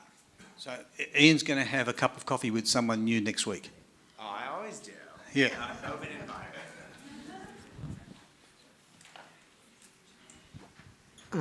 Thanks. To what you were speaking about, Sally? Yeah, to what you were speaking about, we would like to use the institutions to break down the institutions because we need to shift away from what we have to what we actually need to be, which is not bound to brick and mortar. Which is not to say there isn't a place for it, but perhaps with the communal movement, we'll have relevant and well-placed brick and mortar. We also want to very much empower our young people to lead, which we believe is largely as a result of communication, because we also need to make sure that all our ages are reflected and have a voice, that there's some egalitarian kind of equal playing field, so not age before youth, but ideas are ideas. And perhaps that involves mentoring, because age does bring experience, but youth brings passion and ideas and change, and we will all reach a use-by date, and some sooner than others, right? No, I'm looking at me. Me. My use-by date is coming. Finally, refiguring how we actually create our spaces and taking a really good example from the workplace. How has it changed, particularly in the last 3 years? Workspaces don't look anything like they did when probably any of us entered the workforce, except for very few, very younger people. And looking at what they're doing, they're flexible. They're spaces that allow for individuality and needs of the individual. So. And specialist groups, and No, go on. specialist groups and interest groups and so on and so forth. So really becoming very much dynamic movement in the 21st century. Hands up, please, the next group that looked at what will you do to make your vision happen? Well, ours was very simple, in that my friend here and I, Dorothy and I, are going to go home and we're going to write a paper and present it, submit it to the board, the chair, excuse me, and the relevant committees to take on as a submission in relation to getting people back in, but through the B'nai Mitzvah program and their parents. So we're going to next generation. Thank you. Next hands up, please. There's a group over there, and then we'll come to this. No, we'll go to this side first and then over there. Okay, Seffi's next, I think. We realise that we don't have any answers, but it is time to actually start asking the questions of what, I mean, there's a real feel in the room of the direction we're generally going, but to invite the different cohorts in our community, 20 to 30-year-olds, 30 to 40-year-olds, yes, all the different groups that are a cohort, and ask them these questions. What do you think? How do you imagine? What are you prepared to do? Where do you want to head? And I would like the UPJ to take this on as a focus for our project for the coming year, to actually start looking at these questions and to perhaps coordinate it through the region. Just quickly add that North Shore Temple Emmanuel did a very good process a couple of years ago with community consultations, and we had, I can't remember exactly, but it was more than 20 focus groups on this. So there's a good model that's already out there. I'll just continue on this, and I know I'm part of the co-chair of Relational Judaism, but in our congregation, and obviously North Shore, we had several times a series of brunches organized by geography of 6 to 8 people getting together. And we were just meeting today at breakfast, a few of us from Beit Shalom, and going to institute this on it's a grandiose scale, it's a lot of work, but on smaller scales, having post-Shabbat, Saturday afternoon, inviting people over, or Sunday morning. And within that, you can do one relational meeting among people, but in that small group of 6 to 8 people, you can get a lot of the information that you're looking for in a chat session rather than a focus group, if you want to call it that. Sefi, Trevor, and then whomever want to speak. Thank you. So we spoke about the downsize and focus. That's what we want to do. There's a very important concept in Netzer that would save all of us hours. It's called Bin Said. So someone said it before me and better. I'm not going to repeat it. So Bin said about listening to others and knowing what we need to do. And then with the actual downsize and focus is understanding that we will not be able to cater for everyone, deciding who is the target audience or target audiences in some cases, and then focusing on them, knowing that we're going to miss others. But there's nothing to do about it. There's no way for us to cater for everyone, but to try to do what we do in a very good way, but very focused.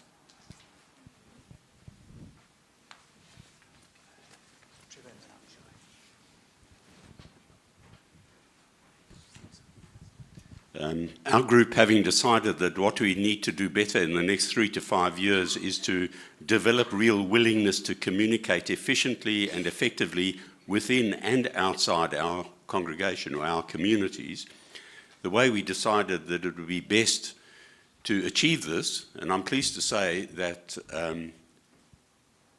this came from other members of the group, not me. I'm already a rusted-on believer in and supporter of relational Judaism, so this suggestion came from other members of this group here. And the belief is that before we can reach out and expand our membership, we need to get the existing membership fully engaged in congregational affairs. And other members of this group, with which I readily agree, came up with the idea that what we need to do is encourage relationships within the community. In other words, we need to have chavura groups to generate motivation and influence within the congregational community, which then can, once that is working effectively, can be spread to reach outside the community or congregation itself. So one more hand up, which I think was Avishai's, and then we'll pull the discussion together. And Rabbi Cohen would like a word as well.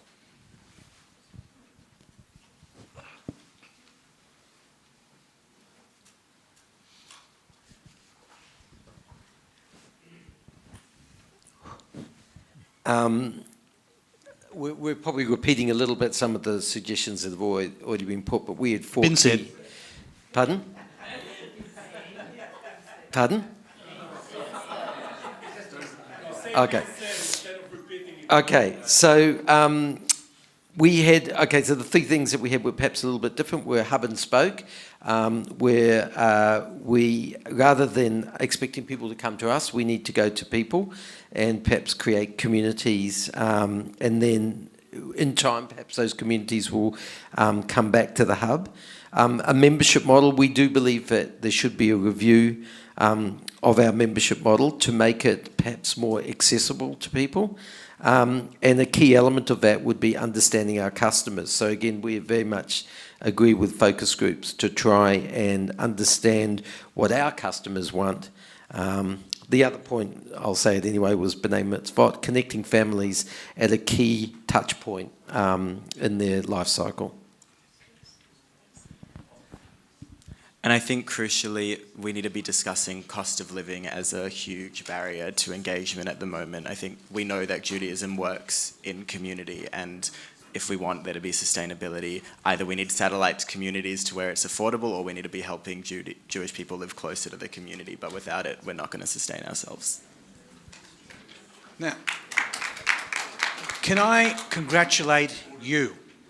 I'm going to invite Avi Cohen to say a couple of comments in a moment, and I have a couple of wrap-up comments. But before I do that, my heartfelt congratulations. I watched intently the quality of the discussions that happened in this room. You guys are really, really fantastic, because ultimately you've just created a really important collaborative community across the UPJ. Rabbi Cohen. So I will start with your first question, where I would like to see my congregation in 3 to 5 years. And my very simple answer is that I would like it to be the place that you're longing to belong to. As simple as that. The Jewish center, where we are not a progressive, not any title, the place that you're belonging to belong to.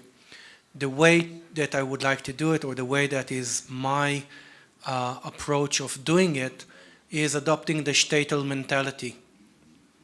That this place is the place that you are going to love and to be loved. And if you are not there, you're missing on something great. And I believe that people will come or not come because of finance or because of other reasons, cost of living, traffic jams. But if they don't come, I want them to miss a heartbeat because they missed on something good. So that's my strategic plan for the future. Now, here comes some practical comments. Practical comments. Got your attention? Very good. There are multiple ways we can keep the collaboration going. Please, you put your hands up and said, I will continue the conversation intentionally with someone I met here.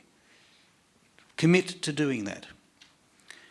Then, if you are wondering what another congregation is doing to solve a particular problem, or when we circulate all of these ideas, you want to know with whom you might engage to progress them and how they're going on the other side of the continent. Or you're too scared to ask your president, so you put your note up. That's why we have created the resource sharing network, and we need you to, all of you, to contact Jocelyn if you haven't already registered. We'll issue you the passcode in. There will be not only resources going up there, but chats on particular topics where we can share ideas. You discover an idea from another congregation and you take that back to your board or leadership group. Your board or leadership group might say, well, we actually have a policy about that. Can I put that on the resource sharing network? And I remain hopeful that within the next few months, there will be a buzz across the progressive Jewish communities across Australia, New Zealand and Asia, where people are actually sharing ideas, learning from each other. Someone puts up an idea, can I ring you and talk to you about that? That would be fantastic. Oh, I'm coming to Perth next week. Can I meet with whoever got that project going, please? And the answer has to be, yes, we can. And if it's yes, we can, I imagine that we will be the communities that Jews want to belong to. That's what I imagine, and I hope you can imagine it with me and make it happen. And with that, I want to thank you all. I'm going to close off this session because I'm out of time and I have to go across to the closing remarks. So I'm going to hand the microphone over to Susan, but may I please thank you for your wonderful collaborative participation.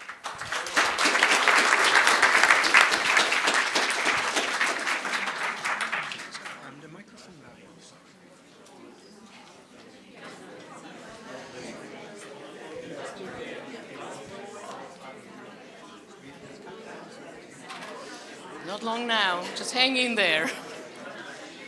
So thank you. Thank you.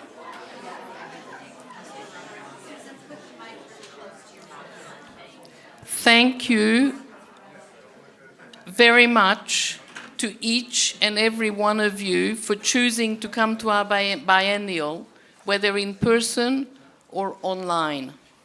A special thanks to world leaders, international and interstate guests who made the long trek to Sydney.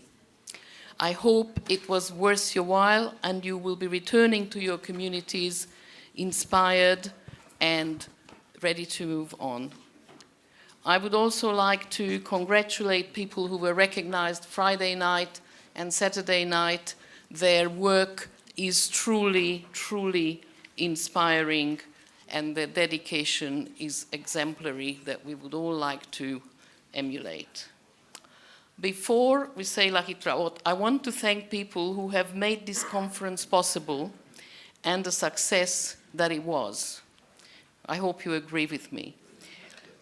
But first of all, Almost Rabbi, Reverend Zwarenstein, has taken on a very important role that I now ask him to fulfill. 3 hours speech. Yep.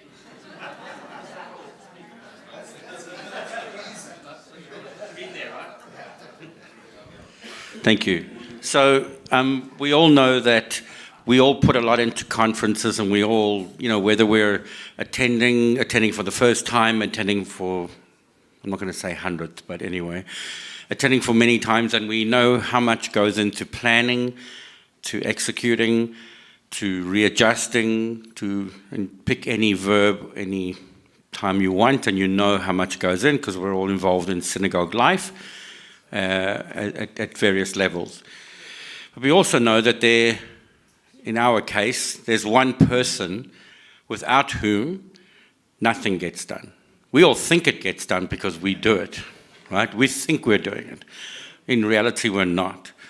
And when we're doing those things that we think we're doing and we're not doing them well, that person gives us a bit of a nudge in the right direction, corrects us, makes it all happen. And in our case, That person is Jocelyn Roebuck.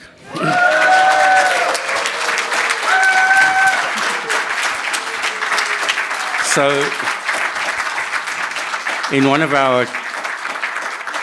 our communications a few months ago, I think I was scripting together something to go out to everyone, and I'd written at the back, like I'd put a little draft thing, suggested piece to go out, and at the end there I wrote, from Jocelyn Roebuck, I think it was Queen and Emperor of the UPJ Empire.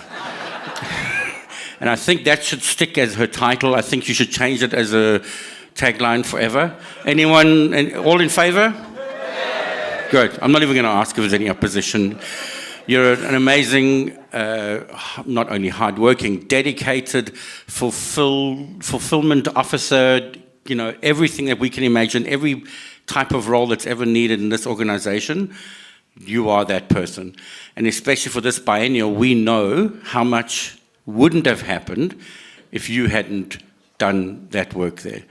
And so we have for you a little, I don't know, a gift, something to go with your new title.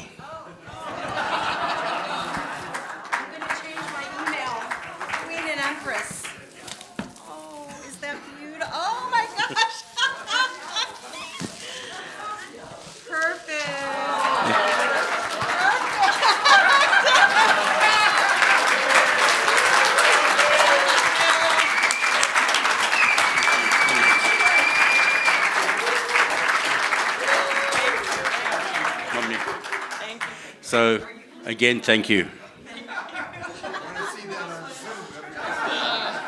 Oh, Justin, you have to wear that every time you do UPJ work, you have to wear that. Sorry.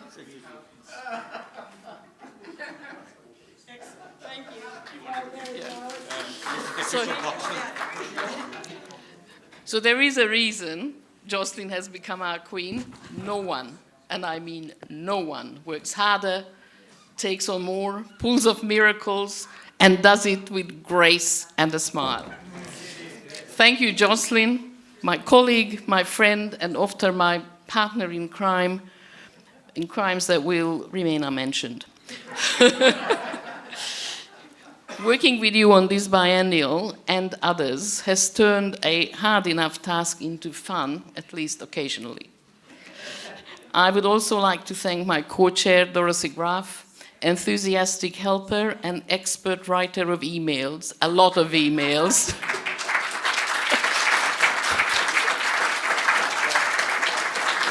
And our hard-working committee, Reverend Warrenstein, always ready to help and getting things done quietly and efficiently. Rabbi Adi Cohen, always there with a good idea or three, and also the readiness to implement them with a smile. Simon Blackman, who has brought great marketing initiatives to the table. Sally Castle, holding the purse strings, thankfully not always too tight. Sefi Shalom and Noah Abrahams, always passionately advocating for young people. Josh Keller, for his crystal clear and strategic thinking. And Rabbi George Mordecai, his wisdom and spirituality that have inspired us all. Brian Samuel and David Knoll, not just for their role on the committee, but also for their support as co-chairs of the UPJ. Thank you. Thank you to Rabbi Bergman, Carol Sterling, and Yair Lutstein for clocking up the frequent flyer points and being such an integral part of the program. Thank you to our wonderful presenters and so many others supporting the program, chief among them Oliver Davies for his technical wizardry, Barbara Holmes and Gila Cohen, helping behind the scenes, our Shuk exhibitors, and the Novotel staff, not just for looking after us so well in the last couple of days, but for their support and understanding in the long lead up, including 2 cancelled conferences. I would like to thank our clergy who led services here and at Emmanuel Synagogue and North Shore Temple Emmanuel, their staff and volunteers for 2 great dinners, as well as the artists who created and staged one of a kind. And a very big thank you to all of you who participated in the work of the conference by being here, being engaged, putting forward your ideas and comments, and bringing your enthusiasm for our movement and our issues. What unites us is our passion and commitment to Jewish values and living a meaningful Jewish life 8 days a week.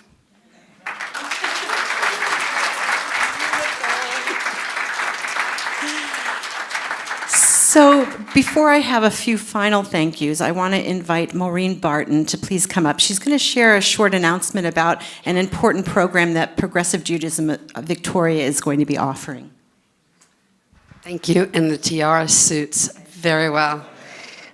First of all, I do want to say that PJV is very, very happy and grateful to be part of the affiliation here, and it's been a really terrific week. We've been talking about relational Judaism, we've been talking about communication and how to build stronger communities.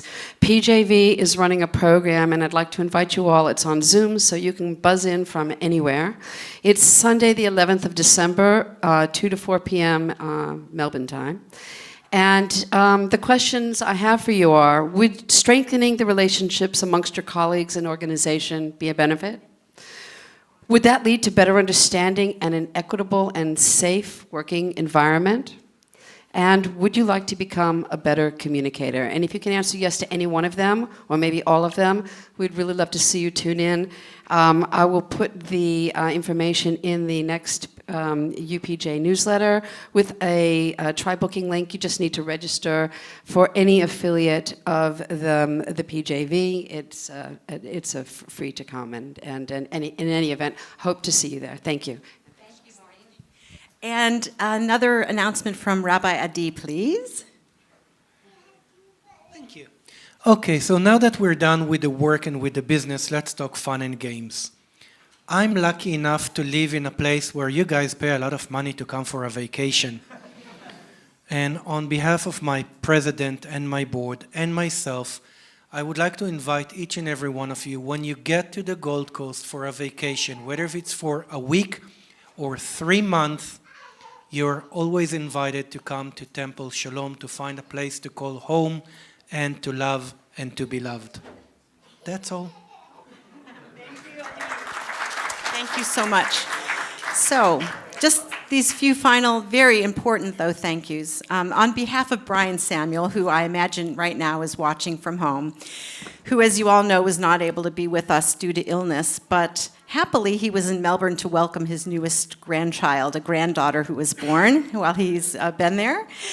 And also on behalf of the entire executive committee of the UPJ, David, our co-president, and I would like to express our immense gratitude to the wonderful leaders who have come from great distance to be with us at this biennial and who have provided great insight and inspiration to all of us.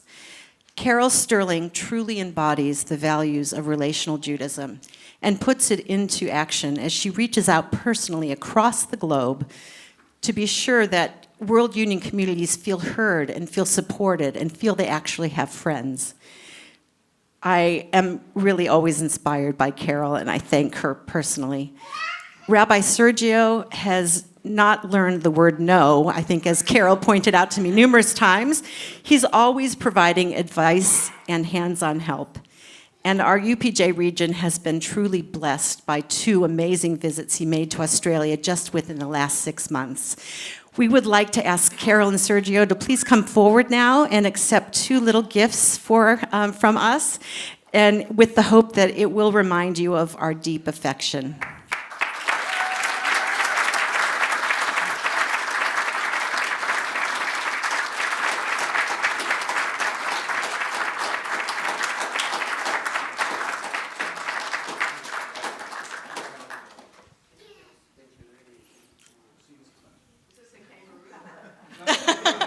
There's something Australian themed in that box, but you're welcome to share it with them. I know that ribbon is quite strong. So just to know, really, to thank you all so much so much for being here and for inviting us to be part of this. Wow, that's nice. Thank you. And we're so blessed by your leadership and the wonderful communities that you've built here. So thank you, and we wish you strength in continuing to do God's work down under in Asia, New Zealand, and Australia. Okay, you have heard from him a few times. Yair Lutstein has also blessed us with his visit here and has been a true blessing. And we were also blessed by Anna Kislansky's visit only a few months ago. She's the CEO of the Israel Movement for Progressive Judaism and a strong partner with Yair. The IMPJ is our highly valued partner, and they provide inspiration to our communities in their important work and promotion of progressive Judaism in Israel. Yair schlepped a lot of heavy items with him in his luggage, and we were so grateful for all of your stuff you brought. And we need to fill your luggage up just a little bit longer. So we know you love to read, and we have some signed copies of books by authors from our region, as well as a kippah that will hopefully also remind you of your visit here to Australia. So please come forward.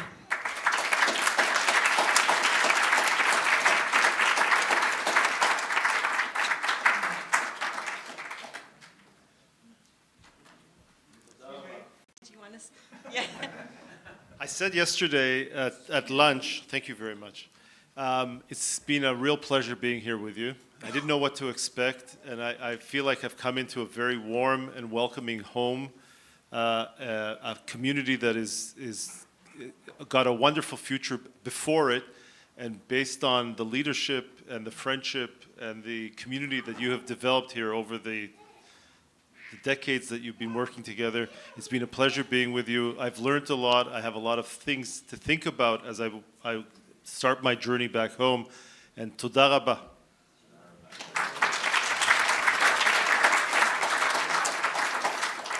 Our incredible co-chairs truly made this conference a reality. Susan began chairing this conference in late 2018. And when COVID interrupted, she made the 2020 virtual biennial a reality. That's a pun intended, so if you got it. The virtual biennial a reality. Okay, didn't work. For the next 2 years, she devoted an incredible amount of time convening workshops to provide feedback, which resulted in this amazing program. She has been an incredible partner in working on all aspects of this biennial, and I can't thank her enough for her friendship and support. I'm going to call you up together, though. Dorothy came on board as biennial co-chair to assist with the ever-increasing task that emerged to prepare for this conference. She's always been available and willing to help with anything needed, and always with a smile and encouragement. Please, both of you come forward. We've got a small gift for you. Do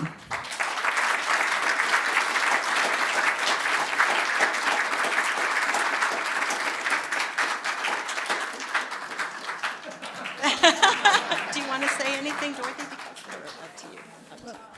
Thank you. This has been a great learning experience and a really good opportunity for me to give back to the Jewish community, not only my beloved TBI, but the whole UPJ, meeting you all, re-meeting you all for the many people I know, working with Jocelyn and Susan and David and the committee has been a wonderful experience.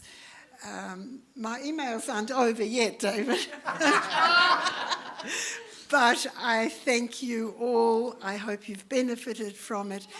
I really hope we meet again in good times.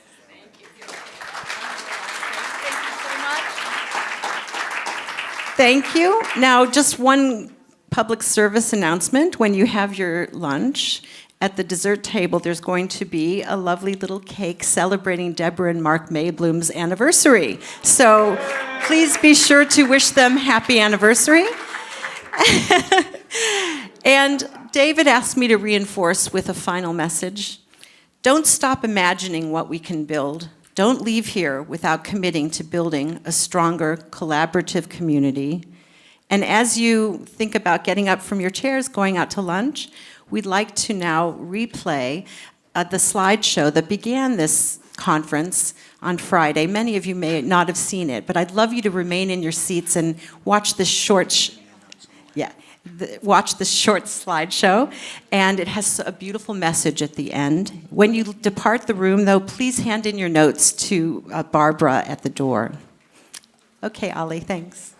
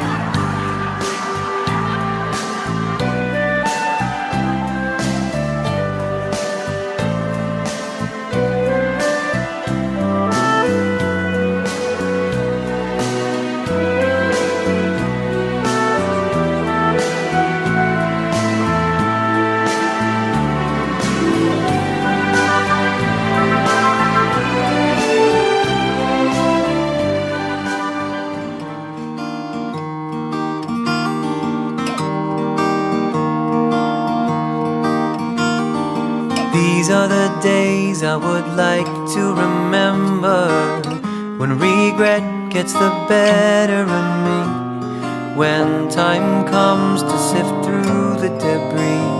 I hope I'll find my way back here to the cradle where we take cover, dreaming alone, facing each other. Oh, where the darkness floats on by, till the sunlight finds its way to our fragile body.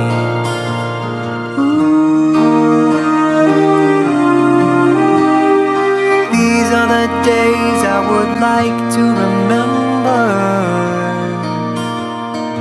Now and again I get brought down, holding myself up to someone I will never become.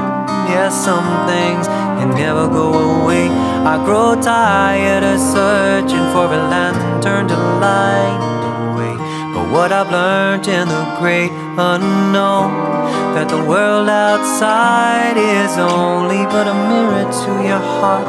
And in this moment of feeling free, ooh, there's a place for me.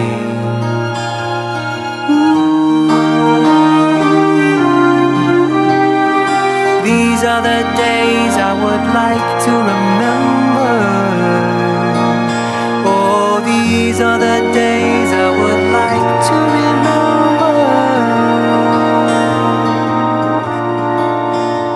So when I look down to the streets below, at all the splashes of color through my cloudy window, I'll whisper this tune to serve me a reminder. For these are the days I would